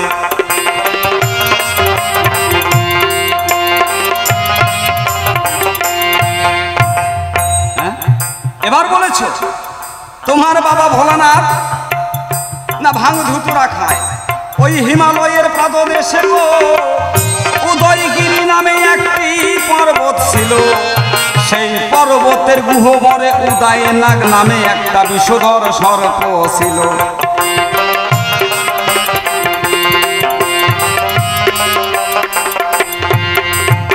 দেবাদিদেব মহাদেব দৈনন্দিন ওই উদয়গিরি পর্বতের কাছে গিয়ে উদয়নাগকে ডাকতেন, উদয় উদয় তুই একবার আয়।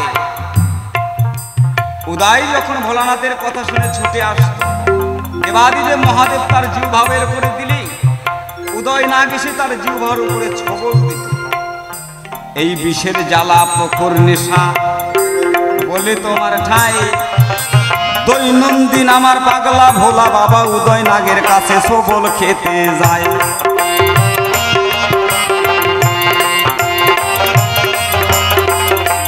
একদিন দেবর্ষী নারদমণি মনে মনে ভাবলো মামা দৈনন্দিন যায় কোথায়, মনে আছে ভাবো আজকে একটু নিজের নজরে দেখে আসবো। দেখতে পেলেন সেই উদয় পর্বতের ধারে গিয়ে উদয়নাগকে স্মরণ করে নাগ এসে মামার জিহ্বার উপরে সবল মারে, আর উন্মাদ পাগলের মতো হয়ে যায়, নেশাগ্রস্ত হয়ে যায়। এই দেখিয়া নারদমণি তখন কৈলাসেতে গেল। এবার দুর্গার কাছে গিয়া নারদমণি তখন জানাইয়া দিল।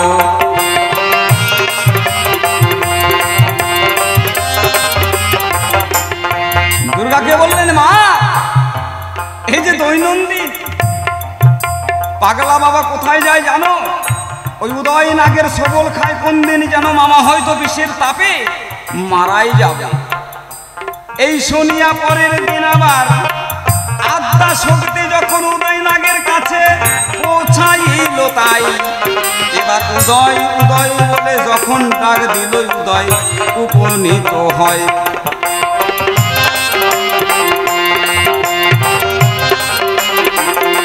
উদয়নাগকে ডাকলেন, উদয়নাগ এসে বললেন, মাগো কেন আমায় ডেকেছ? সঙ্গে সঙ্গে উদয়নাগকে 3টি খণ্ড করে মাটির মধ্যে পুঁতে রেখে দিলেন।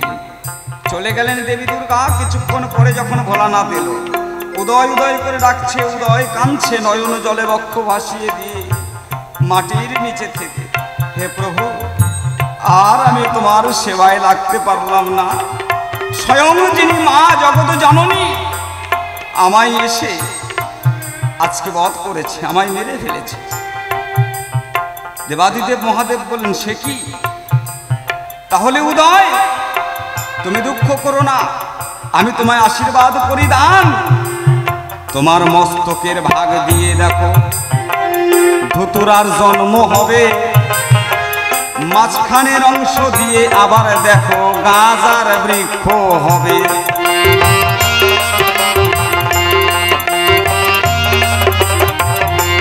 আর যেটা অবশিষ্ট লেজ, এটা থেকে হবে ভাং। এইবার ভাং, ধুতরা, গাজা এর মধ্যেও ব্যাখ্যা লুকিয়ে আছে বাবা। ভাং কি ভাঙতে হবে? তোমার এই দেহের মধ্যে ময়লা মাটি গো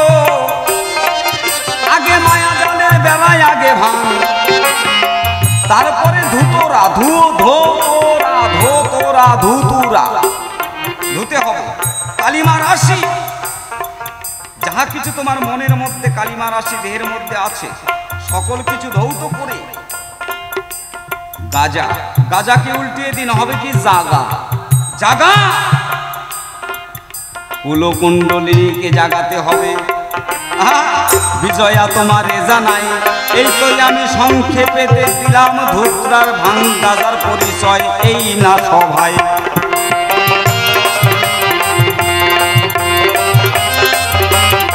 আচ্ছা, প্রথমবার তো বেশি কথা মোটেও বলা ঠিক নয়, অল্প অল্প বলাটাই ঠিক, কি বাবা তাই না? আচ্ছা, এই কয়টাই প্রশ্ন ছিল তো নাকি?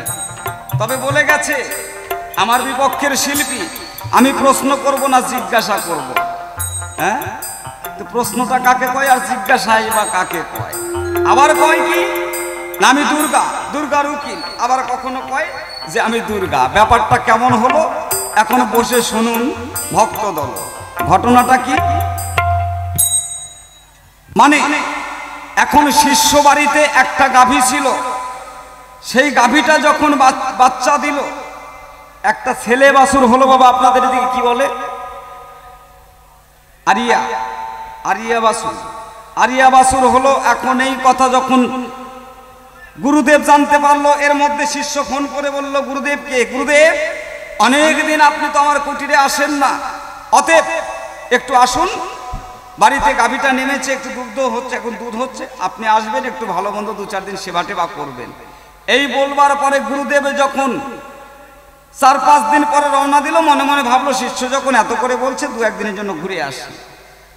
এইবার যখন যাবে গুরুদেব, তার আগের দিন ওই বড় গাইটা মারা গেছে, গরুটা মারা গেছে। এখন ওই মা হারা বাচ্চাটা আছে, তাকে তো বাঁচিয়ে রাখতে হবে, কি দাদা তাই না? ওই বাজার থেকে দুধ কিনে এনে ওই বাছুরটাকে খাওয়ায়, বাছুরটাকে খাইয়ে বাঁচিয়ে রাখে। যেদিন গুরুদেব শিষ্যর বাড়িতে গেল সেদিন আবার ডাকাত পড়ে গেল। এখন ডাকাত এসে চিৎকার করছে, তাড়াতাড়ি দরজাটা খোল, বদমাইশ দরজা লাগিয়ে দিয়ে আছিস, দরজা না খুললে ভেঙে ফেলবো। ডাকাতের ব্যাপার, কোনো মতেই যখন দরজা খুললো না, এখন শিষ্য গুরুদেবকে বলছে, গুরুদেব প্রভু আপনি চলুন, ডাকাত পড়ে গেছে, ধরা পড়লে সবাই প্রাণ হারাতে হবে, অতএব আমি করি বর্ণনা, বাড়ি তার মোটেও থাকা চলবে না।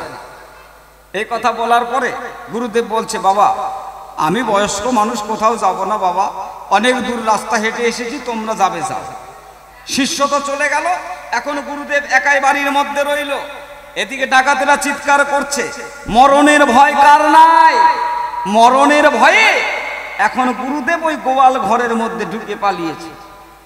যখন গোয়াল ঘরে ঢুকেছে, ডাকাতরা দরজা ভেঙে খুঁজতে খুঁজতে গুরুদেবকে পেয়েছে। ওরা তো আর জানে না এটা বাড়ির মালিক নয়। এখন গুরুদেবকে পেয়ে বলছে, বেটা তোর ব্যাপারটা কি?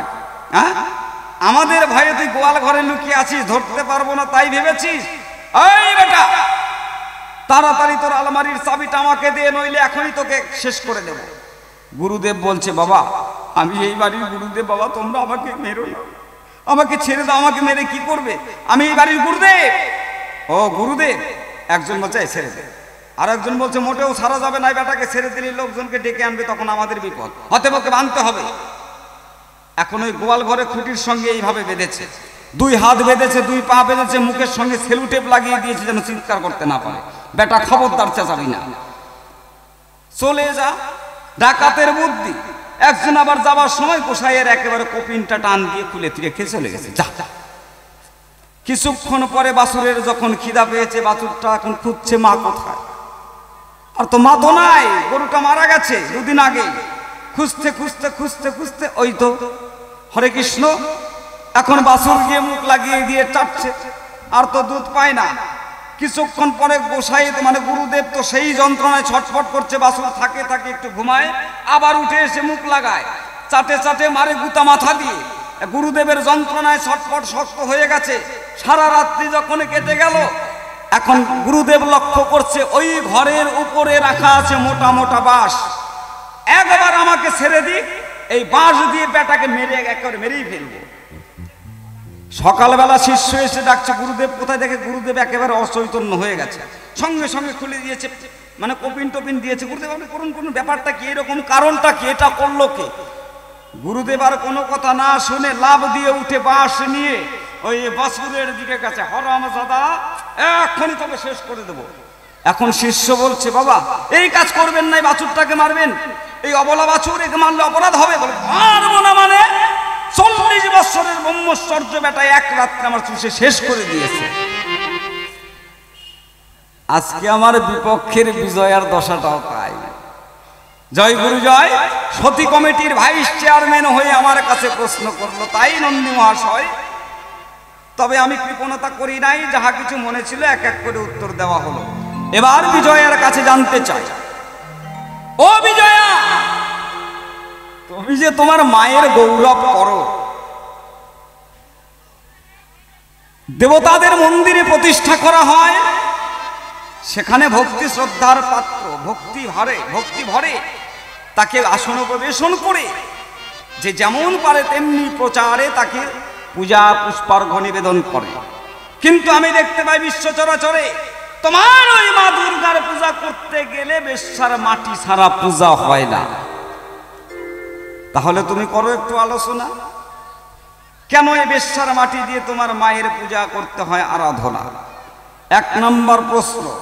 দ্বিতীয় প্রশ্ন করতে চাই, আমরা জানি রাজার বউ রানী, মাস্টারের বউ মাস্টারনি। সে যদি লেখাপড়া নাও জানে, তথাপিও যদিও মাস্টারের বউ, তাহলে আমরা বলি মাস্টারনি। চোরের বউ চুন্নি, চোর চুরি করে, গিন্নি বারংবার নিষেধ করে চুরি করা ভালো নয়, চুরি করলে যদি ধরা পড়া যায় জীবন বাঁচানো সংশয়। অতএব আমি করি বর্ণনা, তুমি চুরি করতে যেও না। তথাপিও যেহেতু চোরের বউ, তাই সকলে চুন্নি কয়। কানার বউ কানি, স্বামী অন্ধ, চোখে দেখে না, পাড়া প্রতিবেশী বলবে কানার যেহেতু বউ তাহলে কানি, অত বউটা কিন্তু দেখতে পায়। নাপিতের বউ নাপিতানি, নাপিত সেলুনে চুল কাটে, কিন্তু নাপিতানি কোনোদিন সেলুনে যায় না, তথাপিও নাপিতের বউ তাই নাপিতানি। তাৎপর্য এই জায়গায়, আমার বাবা স্বয়ং শম্ভু ভোলানাথ যিনি, তার ঘরণী দেবী দুর্গা তিনি। তা আমার বাবা তো কোনোদিন চুরি করে নাই, তাহলে কি করে তোমার মাকে চুন্নি কয়? এই 2খানা প্রশ্ন তোমার কাছে আমার জিজ্ঞাসা রইল দান, সঠিকভাবে উত্তর দিবে তুমি এই সভায় বর্তমান।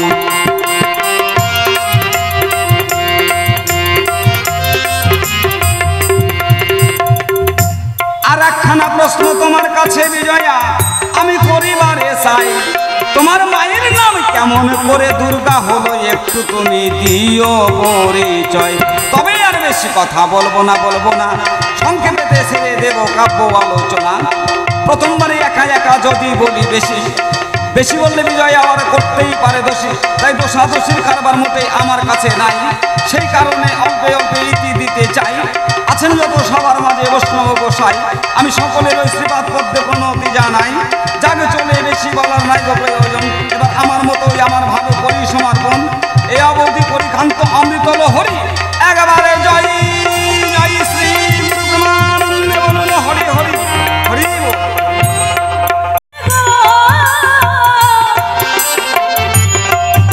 আমার মা সেদিন রক্তাক্ত হয়েছিল,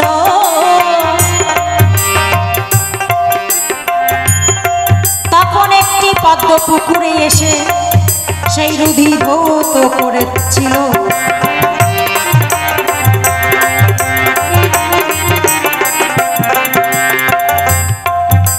যখন ওই পুকুরে ধারে পদ্ম পুকুরে এসে দেবী দুর্গা তার রক্ত ধুয়েছিল, সেখান থেকে 160টি পদ্ম জন্মায়। তারপর একদিন সেই পদ্মে ভোলানাথে যাইতেছিল, সেই পুকুরে ফুটেছে 60টি পদ্ম, 160টি পদ্ম সেই দেখিবার পেল।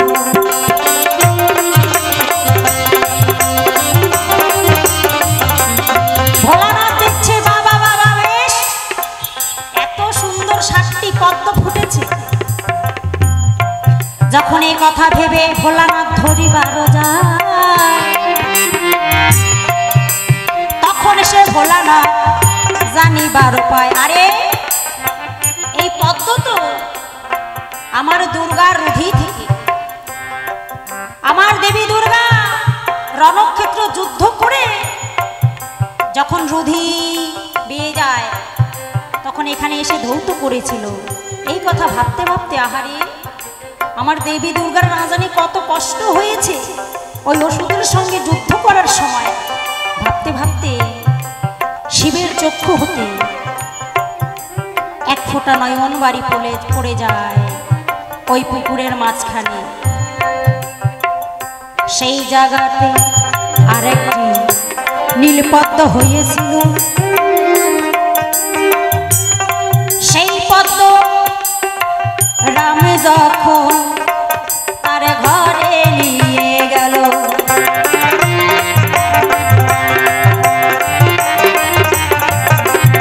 এদিকে রামচন্দ্র তিনি অকাল বোধন করবে, দুর্গা পূজা করবে। তখন তিনি দুর্গা পূজায় পদ্ম ফুল লাগে তাই না বাবা? তখন হনুমানকে বলিল রাম, যাও হনুমান, তুমি পুকুর হইতে 108টি পদ্ম নিয়ে আসো, আমি মায়ের পূজা দেব। যখন হনুমান যায় সেই পদ্ম নিয়ে আসে, পূজার সময় থালার মাঝে সেই ফুলগুলিকে সুন্দর করে সাজিয়ে রাখে। তখন দেবী দুর্গা সেই ফুলগুলিকে দেখিবার পায়। ওই দেবী দহের জলে ছিল 7টি পদ্ম, আরেকটি পদ্ম কোথায় এরা পায়।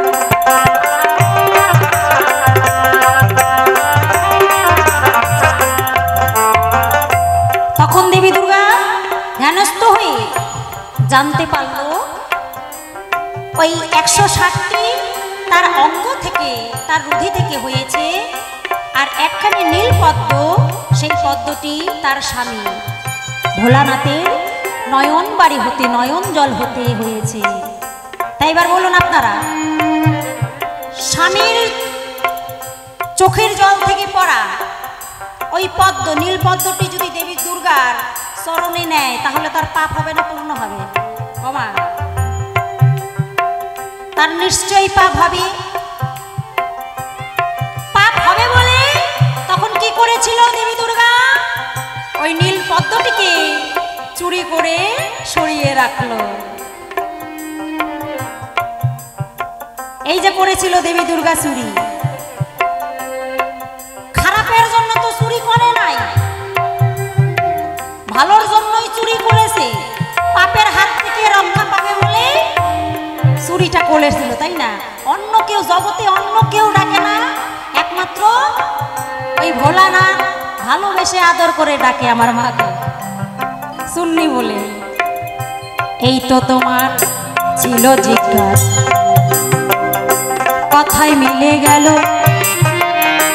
এবার আমি দ্বিতীয় জিজ্ঞাসে, এবার আমার যাওয়াই ভালো।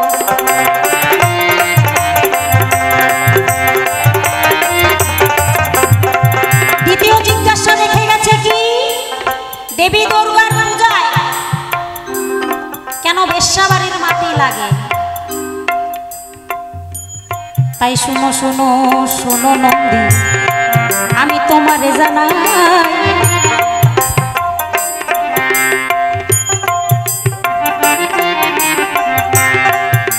ওই দুর্গা পূজায় কেন বেশ্যাবাড়ির মাটি লাগে, তোমায় আমি সভাতে জানাই।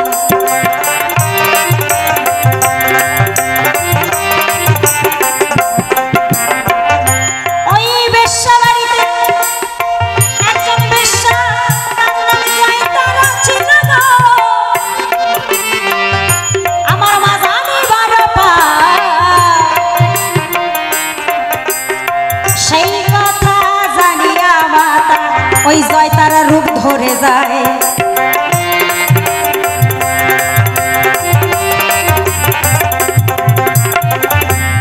যখন জয়তারার রূপ ধরে সেই বেশ্যা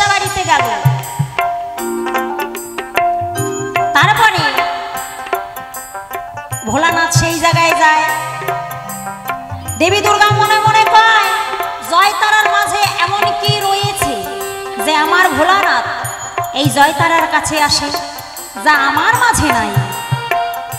আমার স্বামী মাগো, কোন স্ত্রী সমস্ত কিছু ভাগ করে নিতে পারে, সব কিছু জগতের যা কিছু আছে সমস্ত কিছু ভাগাভাগি করে নেয়, কিন্তু স্বামীর ভাগটা কোনোদিন করতে পারে না, তাই না?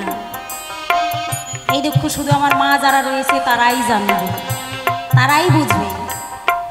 তাই দেবী দুর্গা ভাবলো, ওই জয়তারার মাঝে কি রয়েছে যা আমার মাঝে নাই? আমার স্বামী প্রতিনিয়তই ওই জয়তারার কাছে যায়, তাই তার রূপ ধরে ওই জয়তারার ঘরে আমার মা বসিয়া রহিল। এইবার ভোলানাথ সেইখানে গিয়ে উপস্থিত হলো।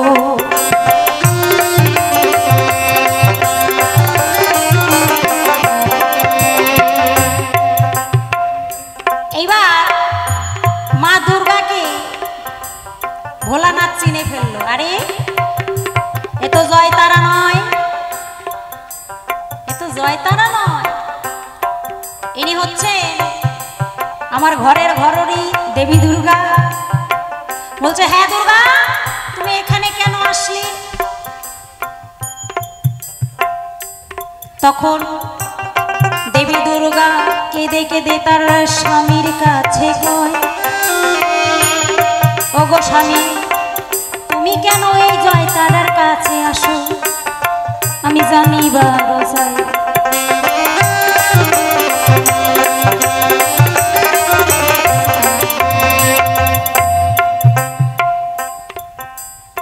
তখন বলছে, আমি জয়তারার কাছে আসি, জয়তারা হচ্ছে আমার পরম ভক্ত, যার কারণে আমি জয়তারার কাছে আসি। তখন দেবী দুর্গা বলল, হে প্রভু, হে ভোলানাথ, তাহলে এই যে বেশ্যাবাড়ি যারা আসে, বেশ্যাবাড়ি যারা আসে তাদের পাপ হয় না পুণ্য হয়? বলছে, হে দুর্গা, এই বেশ্যাবাড়ি যারা আসে তাদের পূর্ণ হয় না, তাদের পূর্ণ হয় না, তাদের পাপ হয়। আর এই বেশ্যাবাড়ি পবিত্র স্থান, এর মতো জায়গা কোথাও নাই। যারা এই বেশ্যাবাড়ি আসে তারা সব পাপ ধুয়ে মুছে নিয়ে চলে যায়। তাই বেশ্যাবাড়ির মতন, বেশ্যাবাড়ির মাটির মতন পবিত্র স্থান কোথাও আর নাই। যার কারণে বেশ্যাবাড়ির মাটি আমার দেবী দুর্গা মায়ের প্রতিমাতে দেয়। এই তো তোমার দ্বিতীয় জিজ্ঞাসা আমি দিয়ে দেই।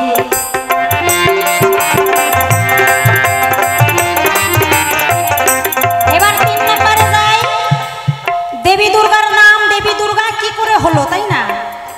এর জবাবটা তুমি আগেই দিয়ে দিয়েছো, নিজেই আমায় জিজ্ঞাসা রেখেছো, তার উত্তর তুমি নিজেই দিয়ে দিয়েছো।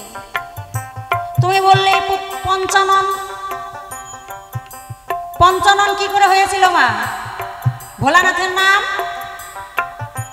একটা মাথা বের করে যখন পঞ্চানন, এক মুন্ড যখন বের করে, নারদ মুনি শিবকে বলে, মামা, মামি তো আদ্যা সত্যি, তো মামির পরীক্ষা একটু, মামি সত্যি কিনা মামির পরীক্ষা একটু তুমি চেক করে নিবা না? দেখো মামি কিছু জানে কিনা। এই নারদ বেটার বুদ্ধি ধরে ওই একটা একটা করে মস্তক ওই ভোলানাথে বের করিতেছিল। এবার দেবী দুর্গা দশভুজা, তিনি 5 মাথায় 10টি হাতে মাল্য দান করিল।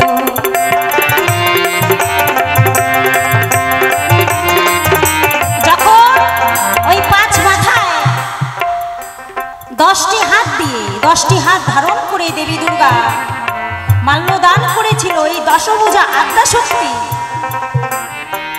যার কারণে তার নাম দেবী দুর্গার নাম হয়েছিল। তাই এই তো তোমার ছিল জিজ্ঞাসা, কথায় মিলে গেল চাঁদ বদনে সবাই এবার হরি হরি বল।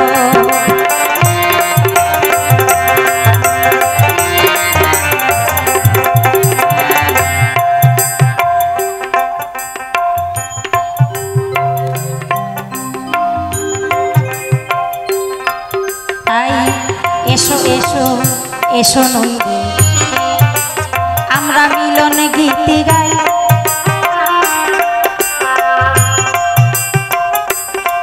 আমি আরো তোমার কাছে কয়েকটি কথা জানিবার চাই।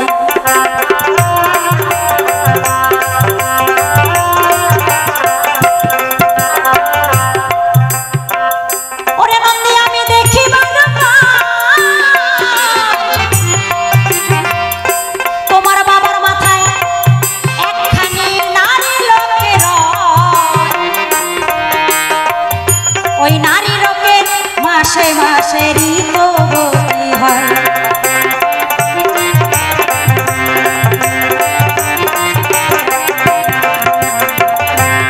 যখন ওই মাসে মাসে সেই নারী ঋতুবতী হয় গো,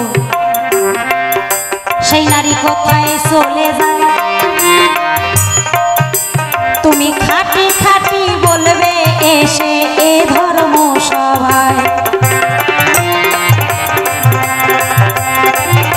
হ্যালো হ্যালো বাবা, হ্যালো হ্যালো সবাই এসে এখন বিজয় আমার পাশে বলল, তাই অনন্দী তোমার বাবা দেবাদিদেব মহাদেব ভোলানাথ যিনি সোনার কৈলাস ত্যাগ করে শ্মশানবাসী হলেন, তিনি একজন যোগী। যোগী যিনি শ্মশানবাসী হলেন, তিনি তার মাথার উপরে একটা নারী দেখতে পাই। এই তো তাহলে একটা নারীর প্রতি মাসে মাসে যে মাতৃসত্তার প্রকাশ হয়, তো যখন সেই নারী রজস্বলা হয় তখন যোগী থাকে কোন অবস্থায়? আসলে তোমার ব্যাপারটা নাই জানা, সেই জন্য করতে চেয়েছো আলোচনা। এখন বর্তমানে যেমন কলিযুগ, সত্যযুগে একটা নারী রজস্বলা হতো কত? 48 বছর বয়সে একটা নারী ঋতুবতী হতো। তারপরে ত্রেতা যুগে এসে হলো কত না 36 বছর। তারপরে দাপর যুগে এসে হলো কত? 24 বছর। তারপরে কলি যুগে এসে হলো কত না 12 বছর। পুরোপুরি 12 বছর নয়, 11 বছর 11 মাস 27 দিন অন্তে প্রত্যেকটা নারী মাতৃভাবাপন্ন হয় জগতে। এবার গঙ্গা দেবী যিনি স্বয়ং মস্তকে ধারণ করেছিলেন দেবাদিদেব মহাদেব, সেই গঙ্গা দেবী সত্যযুগের ঘটনা, তিনি কিন্তু আর এতদিন ছিল না। এই যে বছর বছর এতদিন, এই 48 বছর বয়স অবধি কিন্তু গঙ্গা ছিল না, মাত্র কয়েক বছর 8 বছরের জন্য ছিল। সেটা অনেক বড় ঘটনা, যেটা দিলীপ রাজার কাহিনীটা লুকিয়ে আছে। তো যার কারণেই এখানে কোনো অপরাধ নাই, যোগীর যোগ সাধনা মোটেও বিনষ্ট হয় নাই। তুমি যেভাবে একে একে দিলে পরিচয়, শুনলাম বসে বসে সকল সদিচয়। তোমার মায়ের আচরণটা মোটেও ভালো না, এখন যদি করতে চাই আলোচনা। যিনি জগতের জননী, সে মা হয়ে সন্তানের সঙ্গেও আবার প্রেম নিবেদন করতে যায়। ভগবান রামচন্দ্র সীতা বিয়োগের পরে লঙ্কার দশনন যখন এসে সীতাকে হরণ করে, মলিন বদনে বসে আছেন অশোক কাননে। এদিকে বনের মধ্যে রামচন্দ্র সীতাকে তন্ন তন্ন করে খুঁজবার পরেও যখন পেল না, যখন বসে আছে নয়ন জলে বক্ষ ভাসিয়ে দিয়ে কাঁদছে, ঠিক এমন সময় আদ্যা শক্তি মহামায়া যিনি সর্বকারণের কারণ, তিনি সীতার মূরতি ধারণ করে রামের কাছে এসে বলছে, ওগো প্রাণনাথ, কেন মলিন বদনে বসে আছো? একবার চেয়ে দেখো। এই তো আমি এসেছি, কেন করছো আর্তনাদ? ভগবান রামচন্দ্রের চিনতে রইল না বাকি। আদ্যাশক্তি মহামায়া মা সে তিনি নিজেই আজকে সন্তানের সঙ্গে করেছে চালাকি। সকল কিছুই নকল করতে পেরেছে, কিন্তু ত্রিনয়নটা সেটা আর বিলুপ্ত করতে পারে নাই, যার জন্য সন্তানের কাছে ধরা পড়ে যায়। শুধু এটাও নয়, নিজের সন্তান কার্তিকে যে তার সঙ্গেও প্রেম নিবেদন করতে যায়। এটা সকলের আছে জানা, এটা গোপন ঘটনা, বৃহৎ কিছু বলার দরকার নাই। তো শোনো, মূলত বিষয়টা এই জায়গায় বিজয়া, প্রত্যেকটা নারী মাত্রে মা। দক্ষিণেশ্বরে তুমি একটু লক্ষ্য করো, যেদিন রামকৃষ্ণ পরমহংসদেব শারদামণিকে বিয়ে করে নিয়ে আসলেন নিশিযোগে, সেই বাসর সজ্জার রাত্রিতে যখন শয়ন কক্ষে গেল, দেখতে পেল তাই শারদামণি মাথায় ঘুমটা দিয়ে বসে রয়। ডাকছেন শারদা। প্রত্যেকটি মানুষের জীবনে এই অমূল্য সম্পদ, এই অমূল্য নিশি একদিনই আসে, প্রত্যেকটা জীবের, প্রত্যেকটা মানুষের। আজকে এই যে আমাদের ফুলসজ্জার রাত্রি, এই ঘরের মধ্যে একমাত্র তুমি আর আমি। কেন তুমি লজ্জাবোধ মনে করে ঘুমটা টেনে দিয়ে বসে আছো? তুমি আমার কথা লবে? ওগো শারদা, তোমার ঘুমটাটা একটু সরিয়ে দেবে। আমি তোমার রূপটা দর্শন করতে চাই, তুমি আমায় দেখো, আমি তোমায় দর্শন করি। শারদামণি মাথায় ঘুমটা দিয়ে বসে রইলেন, শুনলেন না প্রতিবাক্য। রামকৃষ্ণদেব সঙ্গে সঙ্গে গিয়ে নিজেই যখন ঘুমটা সরিয়ে দিয়েছেন, দেখতে পেলেন শারদামণির মধ্যে জগৎ জননীর প্রকাশ হয়ে গেছে, স্বয়ং মা কালীর রূপ ধারণ করে বসে আছেন। রামকৃষ্ণদেব মাতৃজ্ঞানে শ্রদ্ধা করলেন। তদ্রূপ বিজয়া, জগতে যত নারী সকলেই মাতৃজাতি, জগতে যত পুরুষ সকলেই পিতৃজাতি। আজকে কেন আমরা বড়াই করি?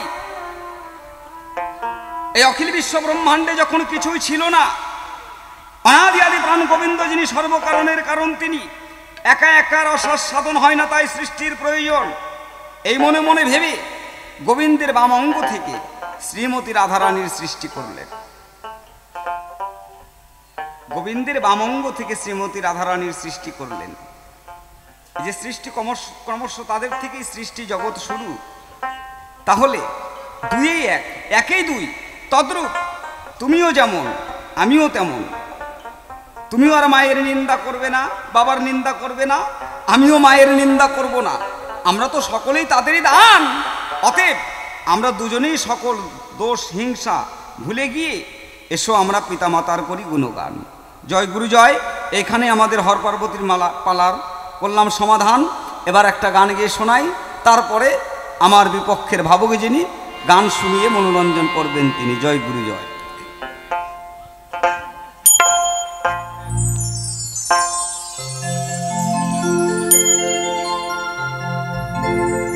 আমি কি হালে যে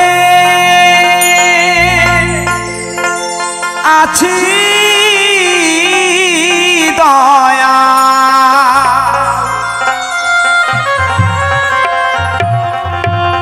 আমি কি হালে যে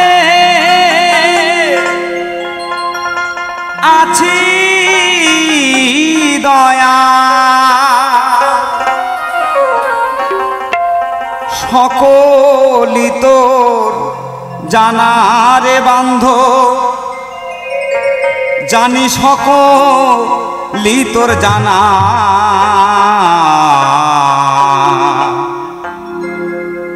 আমি তো বিনা মূল্যের কেনা, আমি কাঙাল বাঁচি না তুমি বিনা, বিনা মূল্যের কেনা।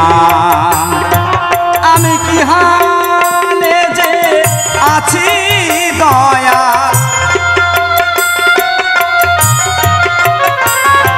আমি কি হালে যে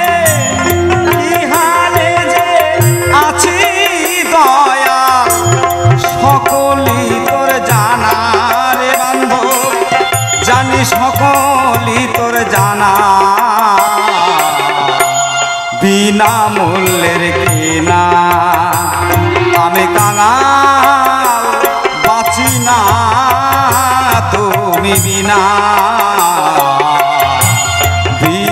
মূল্যের কেনা।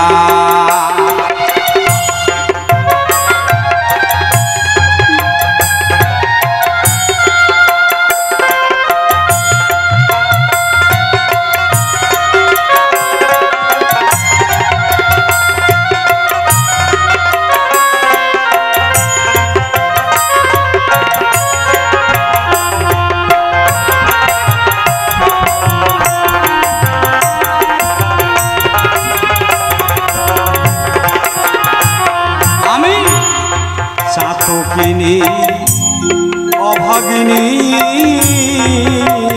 দয়া মেঘ বরিশন করো তুমি, অন্য জল চাহি না।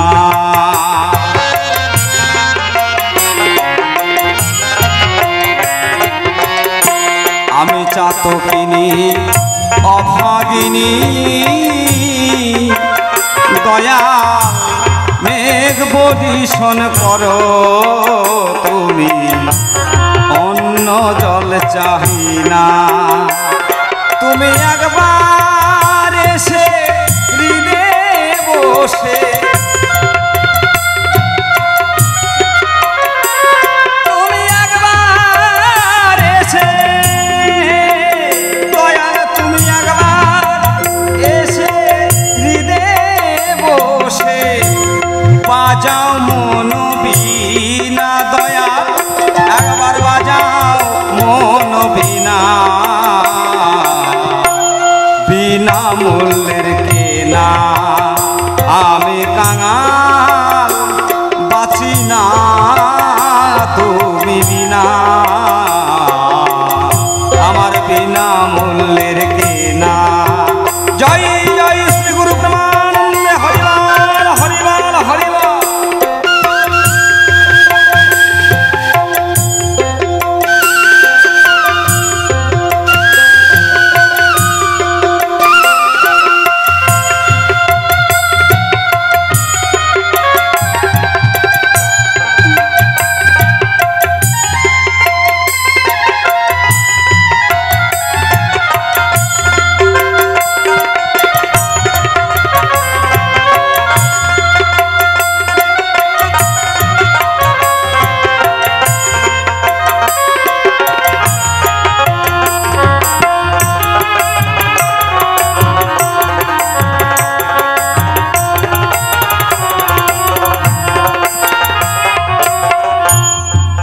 একেতে আমি দিন ভিখারি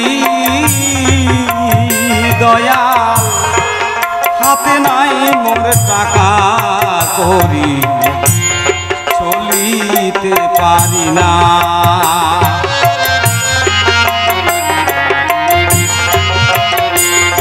তুমি একবার এসে কৃপা করে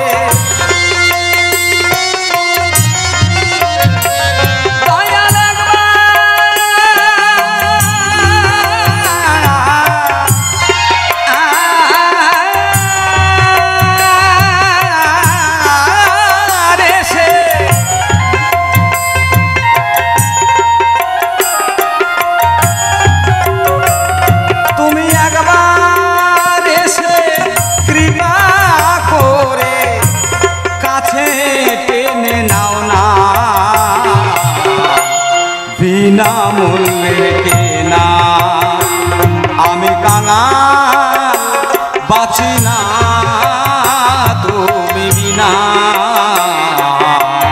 তোমার বিনা মূল্যের কেনা।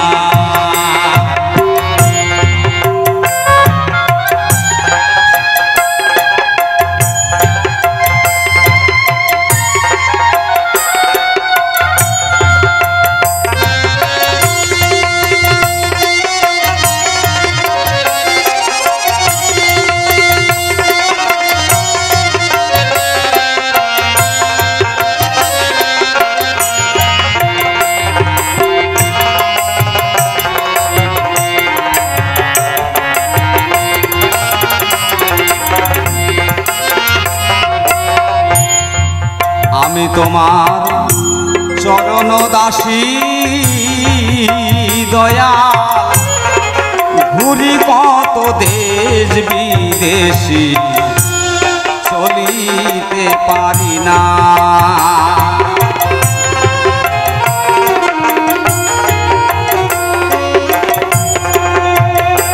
হে দয়া আমি তোমার চরণ দাসী দয়াল, ঘুরি কত দেশ বিদেশি চলিতে পারি না। তুমি আবুলে রে রাখলে দূরে, তুমি আবুলে রে দয়াল, তুমি আবুলে রে রাখলে দূরে, শেষ দিনে ভুলো না বান্ধব, তুমি শেষ দিনে ভুলো না। বিনা মূল্যের কেনা আমি কাঙাল বাঁচি না তুমি বিনা, বিনা মূল্যের কেনা। আমি কি হালে যে আছি দয়া,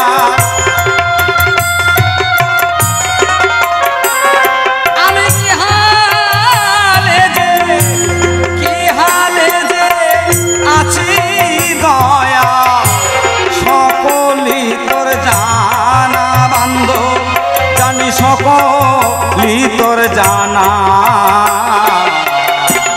বিনা মূল্যের কেনা দয়াল রে, বিনা মূল্যের কেনা দয়াল রে, বিনা মূল্যের কেনা দয়াল রে, বিনা মূল্যের কেনা।